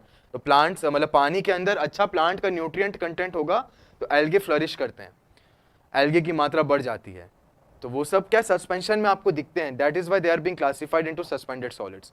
Clear है बात? ऐसे बहुत सारे बोल सकते हो आप, मैंने जनरल बस एक बात लिख दी, आप n नंबर ऑफ एग्जांपल दे सकते हो, ठीक है। n number of examples can you can give. Then next, inorganic particles.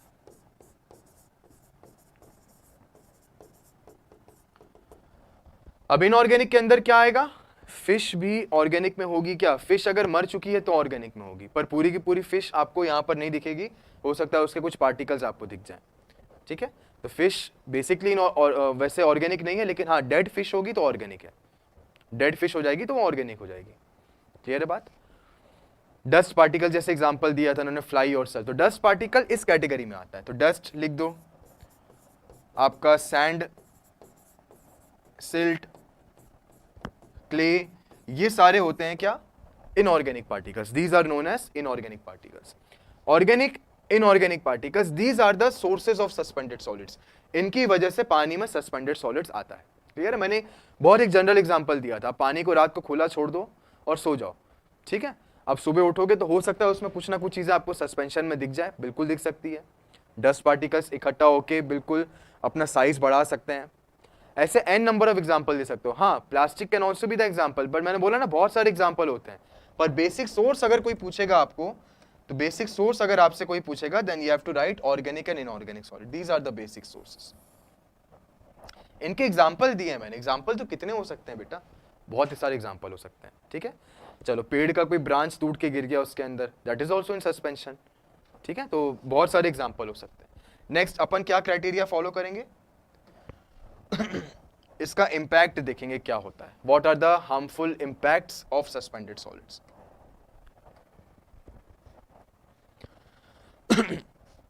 चलो बात करते हैं criteria number 2, that is impacts.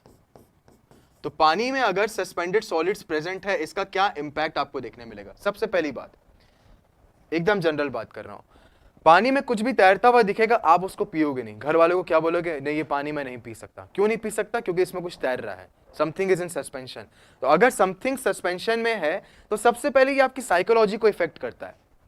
आप देख के बोल दोगे कि नहीं ये पानी मैं नहीं पीऊंगा, क्यों? आपकी अंदर जो सोचने की शक्ति है ये बोल रही है कि नहीं यार ये पानी में कुछ गड़बड़ है, तो that affects the psychology of your vision, ठीक है। और ये पानी को एस्थेटिकली डिस्प्लीजिंग बनाती है, मतलब ये पानी अच्छा नहीं दिखता आपको अपनी आंखों से, ठीक है। आपको ये पानी अच्छा नहीं दिखता तो आप क्या बोलोगे? It affects the psychology of vision, और टेक्निकली इसको हम बोलते हैं, जो पानी खराब दिख रहा है, that makes the water aesthetically displeasing. ये मैं आपको टेक्निकल टर्म्स में बता रहा हूं। आम आदमी की भाषा में बोलूं तो वो पानी आपको गंदा दिखता है, आप वो पानी को नहीं पी सकते। अगर कुछ भी चीज सस्पेंशन में है तो आपको गंदा दिखता है वो चीज, ठीक है। तो यहां पर इंपैक्ट से सबसे पहला,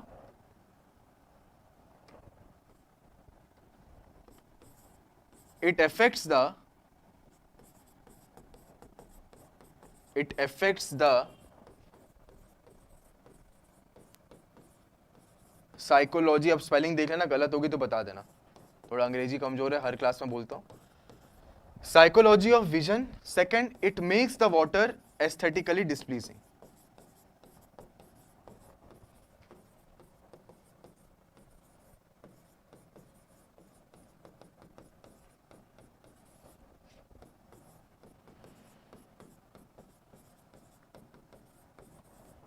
एस्थेटिकली डिस्प्लीजिंग मतलब आप ये पानी को कंज्यूम नहीं करना चाहोगे, अच्छा नहीं दिख रहा है सर पानी, कंज्यूम नहीं करेंगे, ठीक है, बिल्कुल मत करिए। ठीक है, ये तो मैंने जस्ट बताया कि आप सस्पेंडेड सॉलिड्स को देख के ये सारी चीजें करते हो, that is affecting your psychology. अब दूसरी बात, टेक्निकल बात, आपको ये चीज मालूम है कि पानी जो हमारा फ्लो होता है, that flow is taking place inside a pipe. तो water is flowing through a pipe, तो पाइप के थ्रू पानी फ्लो होता है। मान लीजिए अगर पानी में सस्पेंडेड सॉलिड्स प्रेजेंट है, मान लीजिए पानी में अगर सस्पेंडेड सॉलिड्स प्रेजेंट है, आपने दो टर्म सुने होंगे, एक टर्म होता है सिल्टिंग, एक टर्म होता है स्काउरिंग। नाउ सिल्टिंग का मतलब होता है डिपोजिशन, सिल्टिंग का मतलब होता है डिपोजिशन होना। तो अगर पानी में सस्पेंडेड सॉलिड्स प्रेजेंट है तो पाइप की बाउंड्री में सस्पेंडेड सॉलिड्स क्या होंगे, डिपॉजिट हो जाएंगे। तो along the boundary of the pipe suspended solids will get deposited over it. इस डिपोजिशन को हम लोग टेक्निकली बोलते हैं सिल्टिंग। अब उनके डिपोजिशन होने से पानी की जो पाइप की जो बाउंड्री है उसका वो इरोजन कर देते हैं। Now once the solids are being deposited over the boundary of the pipe, they will erode the material. अब जिस भी मटेरियल का पाइप बना हुआ होगा उसके मटेरियल में इरोजन होता है, इसको हम लोग बोलते हैं स्काउरिंग। तो बेसिकली यहां पर एक टर्म होता है इनक्रस्टेशन, ठीक है, तो आपने लिखा है यहां पर इनक्रस्टेशन। अब देखो इनक्रस्टेशन का मतलब क्या होता है, तो बेटा मान लीजिए ये आपका पाइप का बाउंड्री है, this is the boundary of the pipe. अब सर्कुलर सेक्शन का है, यहां से पानी ऐसे बाहर निकल के आ रहा है, तो पानी ऐसे बाहर निकल के आ रहा है। मैं मान लेता हूं कि इस बाउंड्री के अलोंग में सस्पेंडेड सॉलिड्स का डिपोजिशन हो गया, इस बाउंड्री के अलोंग में सस्पेंडेड सॉलिड्स का डिपोजिशन हुआ। अब टाइम के साथ साथ ये डिपोजिशन बढ़ता जाता है, तो एक समय ऐसा आता है जब ये पूरा डिपॉजिट हो जाता है, इसके क्रॉस सेक्शन के अलोंग ये डिपॉजिट हो गया। अब क्या नुकसान हुआ इसका, अब इसका नुकसान देखो क्या हुआ। पहले पानी ये पूरे सर्कल से फ्लो होके आ रहा था, ध्यान से देखना बेटा, पहले ये पानी पूरे सर्कल से फ्लो होके आ रहा था, मतलब पूरे क्रॉस सेक्शन से पानी फ्लो होके आ रहा था। पर अब जो पानी फ्लो होगा, अब जो पानी बाहर निकलेगा वो इतने एरिया से बाहर निकलेगा। अब पानी जो बाहर निकलेगा वो इतने एरिया से बाहर निकलेगा, इसको अपन बोलते हैं incrustation. Now by incrustation the discharge carrying capacity of the pipe is being reduced. तो पहले पाइप इतने पूरे एरिया में से पानी को डिस्चार्ज करवा पा रहा था, लेकिन अब क्या हो रहा है, कम एरिया से डिस्चार्ज करवा पा रहा है। तो this is known as incrustation of pipes. तो ये सस्पेंडेड सॉलिड का ड्रॉबैक है या इंपैक्ट है, ठीक है, ये इसका ड्रॉबैक है और इंपैक्ट है। तो जो डिस्चार्ज कैरिंग कैपेसिटी है वो कम हो जाएगी, पहले ज्यादा पानी बाहर निकल के आ रहा था, अब कम पानी बाहर निकल के आ रहा है। इसका ये मतलब है इस पाइप की डिस्चार्ज कैरिंग कैपेसिटी कम हो गई। क्लियर है, चलिए बिल्कुल सही बात है, discharge reduce, this is known as discharge carrying capacity. Erosion occurs, ये सब कोरोजन ऑकर्स, हाँ बिल्कुल सही बात है, समझ में आ गया। क्योंकि पानी जब फ्लो होगा वो मटेरियल्स के साथ, तो अल्टीमेटली उसकी बाउंड्री में कोरोजन भी हो जाएगा। तो कोरोजन हो गया, इनक्रस्टेशन हो गया, ये आपके साइकोलॉजी को इफेक्ट करता है, ये सारी बातें हो गई। तो दूसरा इंपैक्ट क्या होता है, इनक्रस्टेशन ऑफ पाइप्स।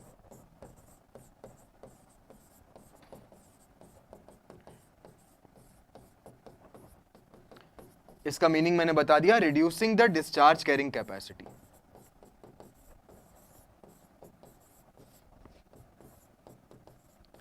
ये ना कई बार आप लोगों ने शायद ऑब्जर्व किया होगा, जैसे आप लोग के घरों में जो वॉश बेसिन वगैरह लगी होती है, तो एक टाइम के बाद क्या होता है ना, उसमें पानी आता जरूर है, लेकिन पानी ऐसे जैसे नल से बाहर निकल रहा है ना, बहुत जगह ऐसे डिस्ट्रीब्यूट हो जाता है, बाइफरकेट हो जाता है।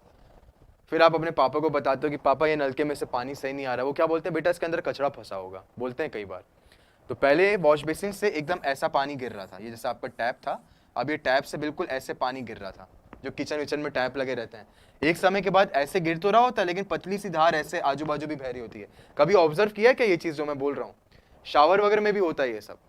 पहले नॉर्मल पानी गिर रहा था, लेकिन पतली सी धार होती है जो कभी ऐसे बाहर फिकाती है, और यहाँ से पानी गिरता है जिससे आप हाथ धोते हो, लेकिन इस डायरेक्शन में भी पतली पतली धार जो है बाहर निकलती है। अपन क्या बोलते हैं, कचरा फंस गया होगा, उसको साफ कर लोगे तो पानी वापस से फ्लो हो जाएगा। तो वहां पर यही रीजन होता है, जो सस्पेंडेड सॉलिड्स है वहां डिपॉजिट हो जाते हैं, तो अल्टीमेटली जो पानी पहले ऐसे निकल रहा था अच्छी क्वांटिटी में, वो अब कम क्वांटिटी में निकल रहा होता है। तो पाइप की भी जो डिस्चार्ज कैरिंग कैपेसिटी कम होती है, तो नलके में से पानी भी बहुत पतला निकलता है। कभी ऑब्जर्व करे होगे तो अच्छी बात है, मैंने तो किया है, तो ऐसा अक्सर होता है। ठीक है, ये चीज कई बार देखी होगी आपने। तो ये भी होता है सस्पेंडेड सॉलिड्स के डिपोजिशन की वजह से। अब कुछ भी कचरा फंसा मतलब वही तो हो गया, कचरा आपको आंखों से दिख जाएगा, कैसा भी कचरा हो सकता है वो।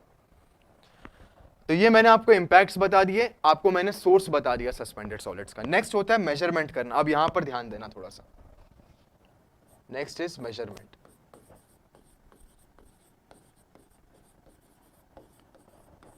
Measurement of suspended solids. हर एक पैरामीटर को मेजर करने की एक टेक्निक होती है बेटा। To measure a parameter you have one a particular technique. मैं भी किया हूं सर, हाँ बिल्कुल, ये सब आम जिंदगी में अपन चीजें देखते हैं। तो पढ़ाई को कभी भी अपनी रोजमर्रा की जिंदगी से रिलेट करके पढ़ोगे ना, तो आपको बड़ा मजा आएगा, आपको बहुत लंबे समय तक वो चीजें याद रहेंगी। ठीक है, तो अभी मैंने इंक्रस्टेशन नाम बताया, अब इंक्रस्टेशन हो सकता है भूल जाओ, लेकिन ये जो एग्जाम्पल मैंने आपको दिया वो आपको याद रहेगा। इंक्रस्टेशन नाम भूल जाओगे, लेकिन जो एग्जाम्पल मैंने दिया वो एग्जाम्पल याद रहेगा। इसलिए चीजों को रिलेट करके पढ़ोगे तो लंबे समय तक याद रहता है। चलो बात करते हैं। जैसा मैंने बोला, हर एक पैरामीटर को मेजर करने की एक टेक्निक होती है। तो यहां पर जो टेक्निक इन्वॉल्व है, यहां पर जो टेक्निक है, उस टेक्निक को हम बोलते हैं वेट मेजरिंग टेक्निक। इस टेक्निक को हम बोलते हैं weight measuring technique, weight measuring technique. अब ये वेट मेजरिंग टेक्निक का जो नाम है, उसका नाम है ग्रेवियोमेट्रिक टेक्निक। ग्रेवियोमेट्रिक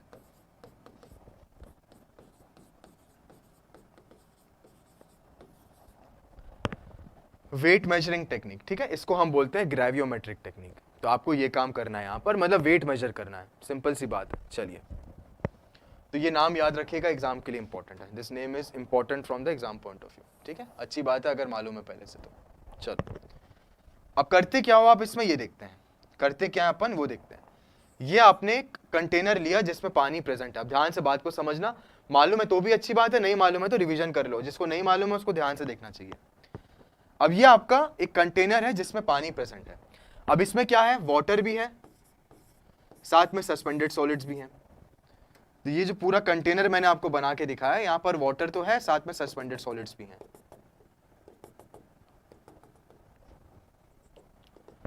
इसको सबसे पहले आप पास करवाओगे, इसको सबसे पहले आप पास करवाओगे एक फिल्टर पे। ये फिल्टर को अपन बोलते हैं वॉटमैन्स फिल्टर पेपर। तो कभी एनवायरमेंटल इंजीनियरिंग लैब वगैरह जाओगे तो वहां पर ये फिल्टर पड़ा होता है। Technically this is known as Whatman's filter paper number 42। ठीक है, वॉटमैन्स फिल्टर पेपर नंबर 42। तो वॉटमैन्स फिल्टर पेपर।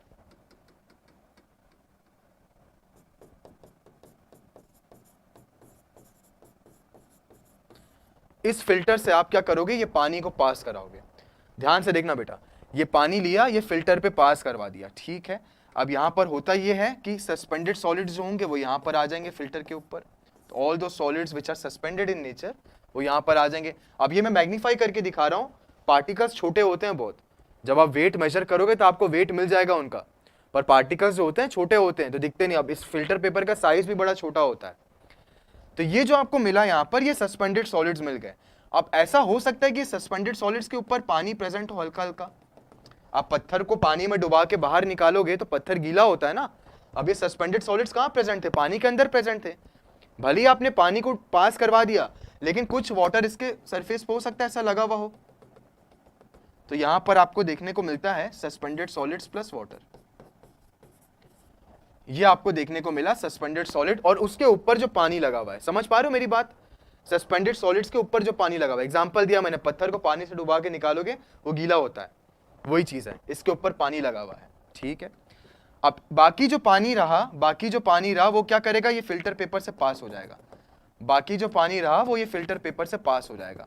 अब ये जो पानी यहां पर पास हो गया इस फिल्टर पेपर से, ये जो पानी इस फिल्टर पेपर से पास हो गया, उसको भी आप क्या करो, कलेक्ट कर लो। ये जो पानी है इसको भी आप क्या कर लो, कलेक्ट कर लो। ये पानी को आपने कलेक्ट कर लिया। ये जो फिल्टर पेपर से पास हुआ है ना बेटा, वो वाला पानी आपने यहां पर कलेक्ट कर लिया। अब ये जो है ऊपर वाला सबसे पहले क्या करो, ये फिल्टर पेपर का वेट कर लो। अब ये जो पार्टिकल्स है ये कहां पर लाई कर रहे हैं, फिल्टर के ऊपर। The suspended particles are present over the filter paper. आप सबसे पहले ये फिल्टर पेपर का वेट नाप लो और W1 उसको नाम दे दो। आपने इसका वेट किया और वेट का नाम दे दिया W1, मतलब ये फिल्टर पेपर का वेट किया आपने, इसका वजन निकाला है आपने। समझ में आ रही बात? आपने फिल्टर पेपर पे पानी पास करवाया, देन उस फिल्टर पेपर को निकाला और इसका वेट नापा, फिल्टर पेपर का वेट आया आपका W1। ये बात समझ में आती है। नेक्स्ट आप क्या करोगे, नेक्स्ट आप ये करोगे, ये जो फिल्टर पेपर है इसको आप ले जाओगे हॉट एयर ओवन में। इस फिल्टर पेपर को आप हॉट एयर ओवन में ले जाओगे, वहां पर इसको हीट करोगे 104 डिग्री सेंटीग्रेड के लिए 24 घंटे के लिए। आपने क्या किया, ये जो ऊपर सस्पेंडेड पार्टिकल्स जिस फिल्टर पेपर पे थे, इस फिल्टर पेपर को आप हॉट एयर ओवन में ले गए और 104 डिग्री सेंटीग्रेड में आपने हीट किया 24 घंटे के लिए। अब इन 24 घंटों में क्या होगा, इन 24 घंटों में क्या होगा, जितना भी पानी इसके ऊपर लगा हुआ था सस्पेंडेड सॉलिड्स के ऊपर, वो इवेपोरेट कर जाएगा, वो यहां पर इवेपोरेट कर जाएगा और इस फिल्टर पेपर के ऊपर सिर्फ सस्पेंडेड सॉलिड्स प्रेजेंट होंगे। क्लियर है? और जितना भी पानी जो था इसके ऊपर, ये मैंने ब्लू कलर से दिखाया था, ये ऐसे भाप बन के निकल जाएगा, इवेपोरेट। और यहां पर आपको सिर्फ क्या मिलेंगे, सस्पेंडेड सॉलिड्स उस फिल्टर पेपर के ऊपर। इनका नाम, इसका फिर आप वेट निकाल लो, इसका वेट आपने निकाल लिया W2। पूरी बात समझ में आई? आपने कंटेनर में पानी लिया जिसमें सस्पेंडेड सॉलिड्स प्रेजेंट थे, इसको आपने पास करवा दिया वॉटमैन फिल्टर पेपर के ऊपर, तो पानी ड्रेन आउट हो गया, ऊपर सस्पेंडेड सॉलिड्स रिटेन हो गए, ऊपर सस्पेंडेड सॉलिड्स रिटेन हो गए। कमेंट करके बताते जाओगे समझ में आ रहा है कि नहीं आ रहा है, ठीक है? एक्टिव रहना पड़ेगा बेटा। Now some of the water particles are being attached over the suspended solids. Next आपने क्या किया, इसको हीट कर दिया हॉट एयर ओवन में। हॉट एयर ओवन में 104 डिग्री सेंटीग्रेड पे हीट किया for 24 hours. You have heated the entire filter paper in hot air oven for 104 degree centigrade for 24 hours. Clear है बात?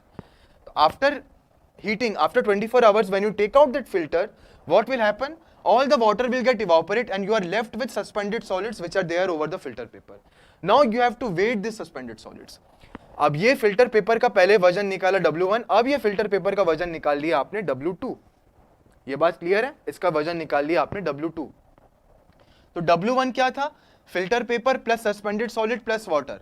W2 क्या है, filter paper plus suspended solids. W2 क्या है, filter paper plus suspended solids. ठीक है, तो water तो इवापोरेट हो चुका। अब अगर मैं इन दोनों को माइनस कर दूंगा तो मुझे क्या मिल जाएगा, मुझे मिल जाएगा सस्पेंडेड सॉलिड्स। फिल्टर पेपर तो आपका कैंसिल आउट हो गया, तो ये वाटर इवापोरेट हो चुका है, आपके पास सिर्फ यही बचा है। क्लियर है? तो जब आप W1 माइनस W2 करोगे, W1 माइनस W2 करोगे, तो उसको मैं अलग से लिख देता हूं क्योंकि यहां मैं आपको एक चीज और बताना चाहता हूं।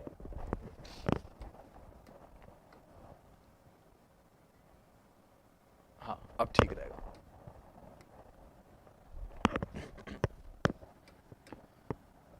तो यहां पर जैसे ही आप W1 माइनस W2 करोगे, आपको मिल जाएगा wait of the suspended solids.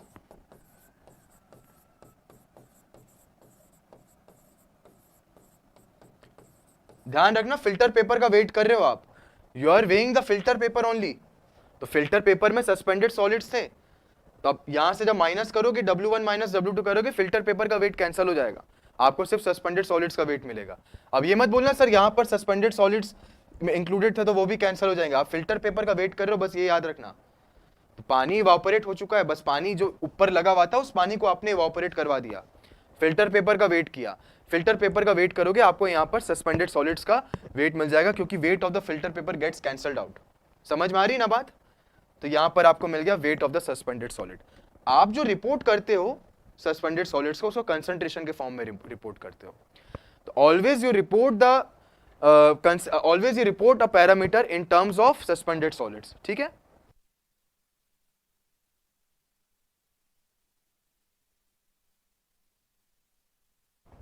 W1 minus W2, देखो इसलिए मैंने बार बार बोला कि कंफ्यूजन नहीं होनी चाहिए बेटा। देखो जस्ट इमेजिन करो, आपका फिल्टर पेपर है, उस पर आपने पानी को पास करवाया, सस्पेंडेड सॉलिड्स रुक गए यहाँ पर, इसका वजन निकाला आपने, इसका वजन निकाला आपने, इसका वजन निकाला, W1 नाम दे दिया, इसको ओवन में रख दिया। अब इसके ऊपर जो पानी है वो निकल चुका है, तो आपके जो फिल्टर पेपर के ऊपर अब क्या बचा है, सिर्फ सस्पेंडेड सॉलिड्स बचे हैं ना। फिल्टर पेपर के ऊपर सस्पेंडेड सॉलिड्स बचे हैं, ठीक है, सस्पेंडेड सॉलिड्स बचे हैं। अब इसके बाद आप क्या करोगे, जब फिल्टर पेपर का दोबारा वेट निकालोगे, फिल्टर पेपर का दोबारा जब वेट निकालोगे तो क्या होगा, सिर्फ सस्पेंडेड सॉलिड्स का वेट आपको मिलेगा। पानी तो उसके ऊपर से जा चुका है ना, पानी तो उसके ऊपर से जा चुका है। या फिर समझने के लिए रुको, मैं एक और तरीका बताता हूं, कंफ्यूजन हो रहा है, पानी के कारण कंफ्यूजन हो रहा है, रुक जाओ।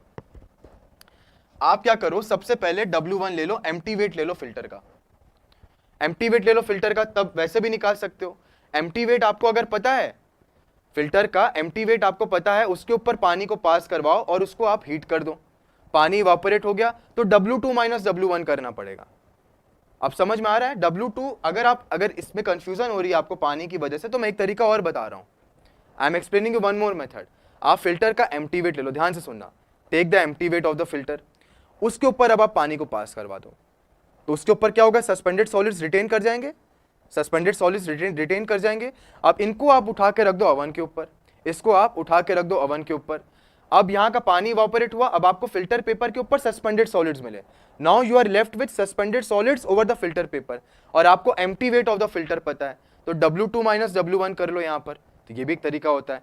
समझ में आ रहा है आपको? हाँ, ये जो मैंने पूरा बताया ये फिल्टर का ही वेट है, तो ये सस्पेंडेड सॉलिड्स है। रुको एक तरीका और बताता हूँ आपको, एक और तरीका बताता हूँ, यहां से आपको समझ में और आ जाएगा। एक तरीका ये हो गया, दूसरा तरीका देखो, ऑल्टर मेथड देखो। अब यहां से ये ऐसा भी कई बार क्वेश्चन आता है, ऑल्टर मेथड देखो, तो लेट W1 बी, अब ध्यान से देखना कंफ्यूजन क्लियर हो जाएगी, हाँ मैं क्लियर कर रहा हूं, लेट W1 बी, एक तरीका ये है, empty weight of filter, clear है? इस W1 वेट ऑफ फिल्टर के ऊपर आपने पानी को पास करवाया, आपने पानी को पास करवाया, तो ये फिल्टर के ऊपर क्या हुआ, पानी रुक गया। मैं दोनों मेथड हमेशा बताता हूं, समझना इस चीज को, काम वो ये पानी को फिल्टर करवाना है, ऊपर क्या हुआ, सस्पेंडेड सॉलिड्स बच गए। अब इसके बाद इसको हीट करवा दिया आपने, और आपको यहां पर वेट मिल गया W2। अब W2 क्या है, फिल्टर का वेट, फिल्टर का वेट प्लस सस्पेंडेड सॉलिड्स का वेट, क्लियर है बात? अब इसके बाद अगर मैं W2 माइनस W1 कर दूं, ये एक दूसरा तरीका है, ये एक दूसरा तरीका है, और क्वेश्चन कई बार ऐसे भी पूछता है, वो क्वेश्चन कई बार ऐसे भी पूछता है। W2 माइनस W1 करूंगा तो क्या होगा, फिल्टर का वेट कैंसिल आउट हो जाएगा, आपको क्या मिल जाएगा, सस्पेंडेड सॉलिड का वेट मिल जाएगा। एक तरीका ये हो गया।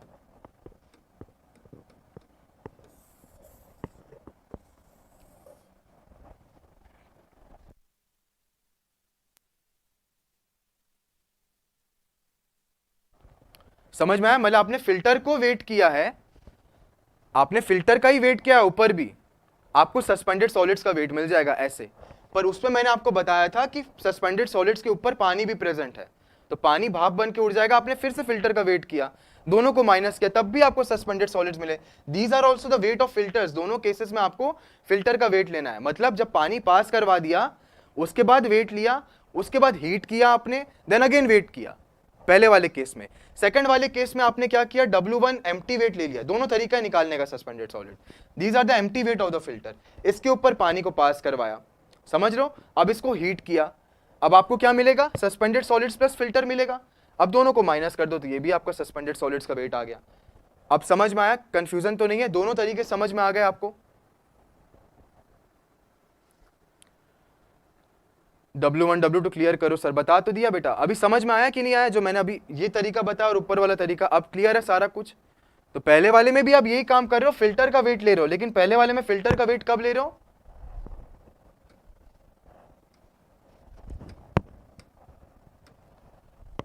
जब आपने पानी पास करवा दिया उसके ऊपर, और इसमें आप एम्प्टी वेट ले रहे हो।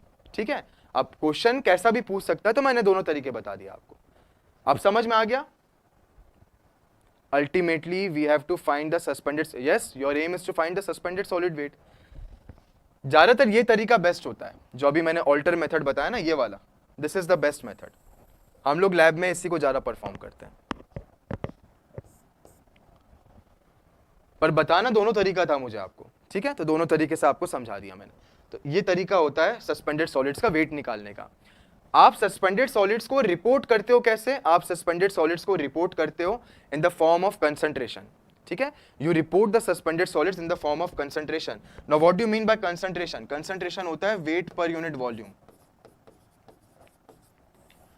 जैसे डेंसिटी होती है वैसे इसका वेट पर यूनिट वॉल्यूम। तो वेट तो आपने निकाल दिया, अब इसको डिवाइड कर दो वॉल्यूम से, मतलब कितने ml या कितने लीटर वॉल्यूम के लिए आपने सस्पेंडेड सॉलिड्स का वेट निकाला है। फॉर एग्जाम्पल यहां पर आपने VmL लिया, आपने VmL पानी लिया था, अब VmL पानी के लिए ये वेट आया, ठीक है, उसको डिवाइडेड बाय वॉल्यूम कर दो, आपको मिल जाएगा कंसंट्रेशन ऑफ सस्पेंडेड सॉलिड्स। चलो मैं आगे, समझ में आ गया ना बेटा? अभी तो कोई डाउट नहीं है, ये मेथड भी समझ में आ गया।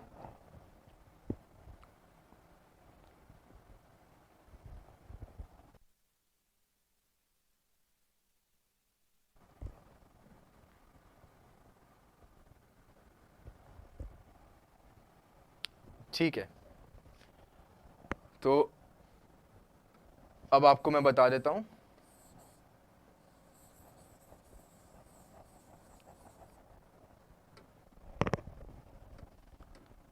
आप रिपोर्ट क्या करते हो? रिपोर्ट करते हो कंसंट्रेशन ऑफ सस्पेंडेड सॉलिड, आप ये चीज रिपोर्ट करते हो।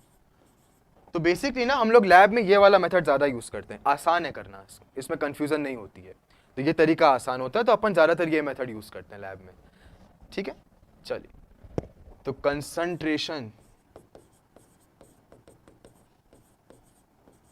ऑफ सस्पेंडेड सॉलिड आप ये निकालते हो, ये क्या होता है?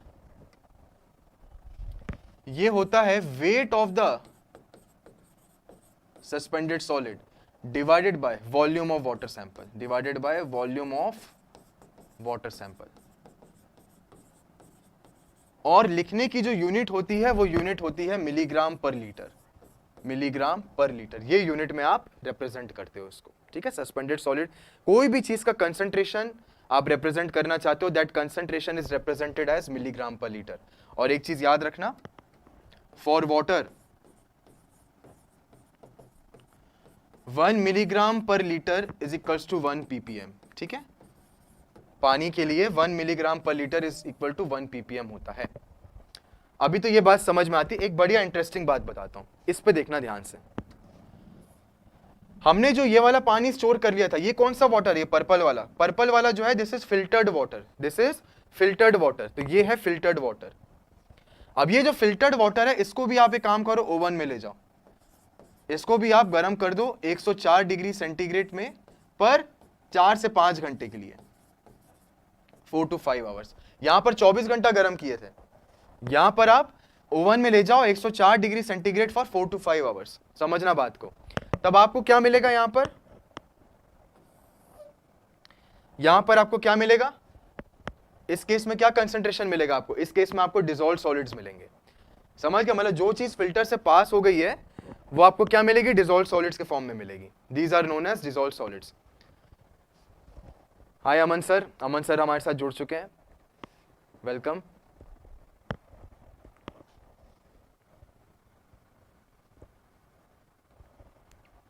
समझ में आ रहा है? तो यहां पर आपको डिसॉल्व्ड सॉलिड का कंसंट्रेशन मिल जाएगा, इस तरीके से डिसॉल्व्ड सॉलिड्स मिल जाएंगे आपको। तो फिल्टर पेपर से जब आपने पानी को पास करवा दिया, तो ये जो पानी बचा इसको आप ओवन में ले जाओ और अगेन इस फिल्टर पे इसका वेट कर लो, तो आपको मिल जाएंगे डिसॉल्व्ड सॉलिड्स। चलो, तो इसका वेट कैसे निकालोगे? यहां पर ये जो कंटेनर है, ये जो कंटेनर है, कंटेनर का वेट मान लो। ठीक है, कंटेनर के अंदर क्या प्रेजेंट है? डिसॉल्व्ड सॉलिड्स प्रेजेंट है। अब यहां पर आपको क्या मिलेगा? W डैश, खाली कंटेनर का वेट मिलेगा। तब दोनों को माइनस कर दो, आपको डिसॉल्व्ड सॉलिड का कंसंट्रेशन मिल जाएगा। ऐसे आप डिसॉल्व्ड सॉलिड्स भी निकाल सकते हो। तो वेट मैचिंग टेक्निक से डिसॉल्व्ड सॉलिड्स भी ऐसे निकालते हैं। हमेशा याद रखना, जो भी फिल्टर्ड वाटर होता है उसमें इसके डिसॉल्व्ड सॉलिड्स निकलते हैं। मतलब यहां पर मुझे एक भी सस्पेंडेड सॉलिड्स नहीं चाहिए। क्यों? क्योंकि मैं डिसॉल्व्ड सॉलिड्स निकाल रहा हूं। तो जितने सस्पेंडेड वाले थे वो ऊपर आ गए, जितने सस्पेंडेड वाले थे वो ऊपर आ गए। अभी दोनों का वेट माइनस कर दोगे, आपको क्या मिल जाएगा? डिसॉल्व्ड सॉलिड्स मिल जाएंगे। तो वो सारे भाप बन के उड़ चुके हैं, तो जितने, अब इन दोनों को माइनस कर दो, आपको मिल जाएगा डिसॉल्व्ड सॉलिड्स। क्लियर है? कंडीशन अलग अलग है। यहां पर आपने जिसका वेट नापा था उसमें सब कुछ प्रेजेंट था ये वाले मेथड में। यहां पर आप कंटेनर पे फोकस करो जहां पर सिर्फ डिसॉल्व्ड सॉलिड्स प्रेजेंट है। तो ऐसे डिसॉल्व्ड सॉलिड भी निकल जाता है। क्लियर है बात? ऐसे डिसॉल्व्ड सॉलिड भी निकल जाता है। तो आपने क्या किया? सस्पेंडेड सॉलिड भी निकाल लिया, डिसॉल्व्ड सॉलिड भी निकाल लिया एक ही बार में, और दोनों को प्लस कर दो, टोटल सॉलिड्स मिल जाता है। तो ये तरीका होता है। चलो, अभी तो अपन बात कर रहे हैं सस्पेंडेड सॉलिड्स के बारे में, तो डिसॉल्व्ड सॉलिड्स के बारे में आगे फिर से चर्चा कर लेंगे। तो अभी तो मेरा काम था सस्पेंडेड सॉलिड्स बताना। लास्ट पैरामीटर अपना क्या होता है? लास्ट पैरामीटर अपना होता है drinking water standard.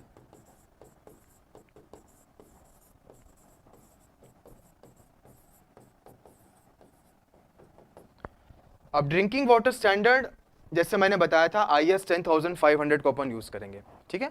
Now IS 10500 ने सस्पेंडेड सॉलिड्स के लिए कोई ड्रिंकिंग वाटर स्टैंडर्ड नहीं दिया है, तो drinking water standard with respect to suspended solids, तो IS 10500 ने कोई भी क्राइटेरिया सस्पेंडेड सॉलिड्स को नहीं दिया है, ठीक है।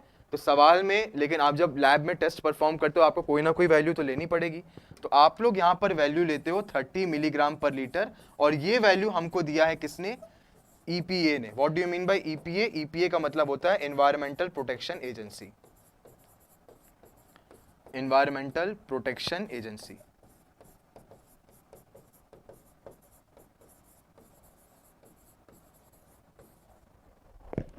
IS 10500 ने नहीं दिया है कुछ भी, ठीक है, पर आपने यहां पर क्या किया, अपनी चीज को सेटिस्फाई करवाने के लिए EPA के स्टैंडर्ड्स को मान लिया। सर ये 104 डिग्री सेंटीग्रेड पर फिल्टर पेपर बर्न नहीं होता, नहीं, आपका फिल्टर पेपर अच्छी क्वालिटी का होता है, ये नॉर्मल पेपर नहीं होता है। तो वॉटमैन फिल्टर पेपर जो होता है उसका जो मटेरियल होता है, जो पेपर होता है, बहुत अच्छी क्वालिटी का यूज करते हैं अपन, बर्न नहीं होता, उसका काम ही यही रहता है सस्पेंडेड सॉलिड्स को निकालना। तो मेरे हिसाब से आपको ना ये वाला मेथड फॉलो करना चाहिए सस्पेंडेड सॉलिड्स निकालने के लिए। कभी लैब में जाओगे, लैब में अगर आपको टेस्ट परफॉर्म करना है ना, तो हमेशा ऐसे ही परफॉर्म करना, एक फिल्टर पेपर लेना, उसका वेट मेजर कर लेना W1, उसके ऊपर से पानी को पास करवा देना, और जो नीचे पानी बच रहा है उसको कलेक्ट कर लेना। नेक्स्ट अगेन वो फिल्टर पेपर को आप उठा के रख दो, कहां पर, अवन के ऊपर, ठीक है। उस फिल्टर पेपर को अवन के ऊपर रख दो 24 घंटे के लिए 104 डिग्री सेंटीग्रेड पे, बाहर निकाल लो उसको, वेट नाप लो, W2 माइनस W1 कर लो। तो ये तरीका सही रहता है आपके लैब में परफॉर्म करने के लिए, पर दोनों मेथड से समझ लो तो अच्छी बात है। एग्जाम में जो सवाल पूछता है वो ऐसे ही पूछता है, एम्प्टी वेट ऑफ फिल्टर इतना है, उसके बाद फिल्टर प्लस सस्पेंडेड सॉलिड्स का वेट इतना है आफ्टर ओवन ड्राइंग, तो W2 है फिल्टर प्लस सस्पेंडेड सॉलिड्स का वेट आफ्टर ओवन ड्राइंग, तो ये भी लिख देता हूं मैं।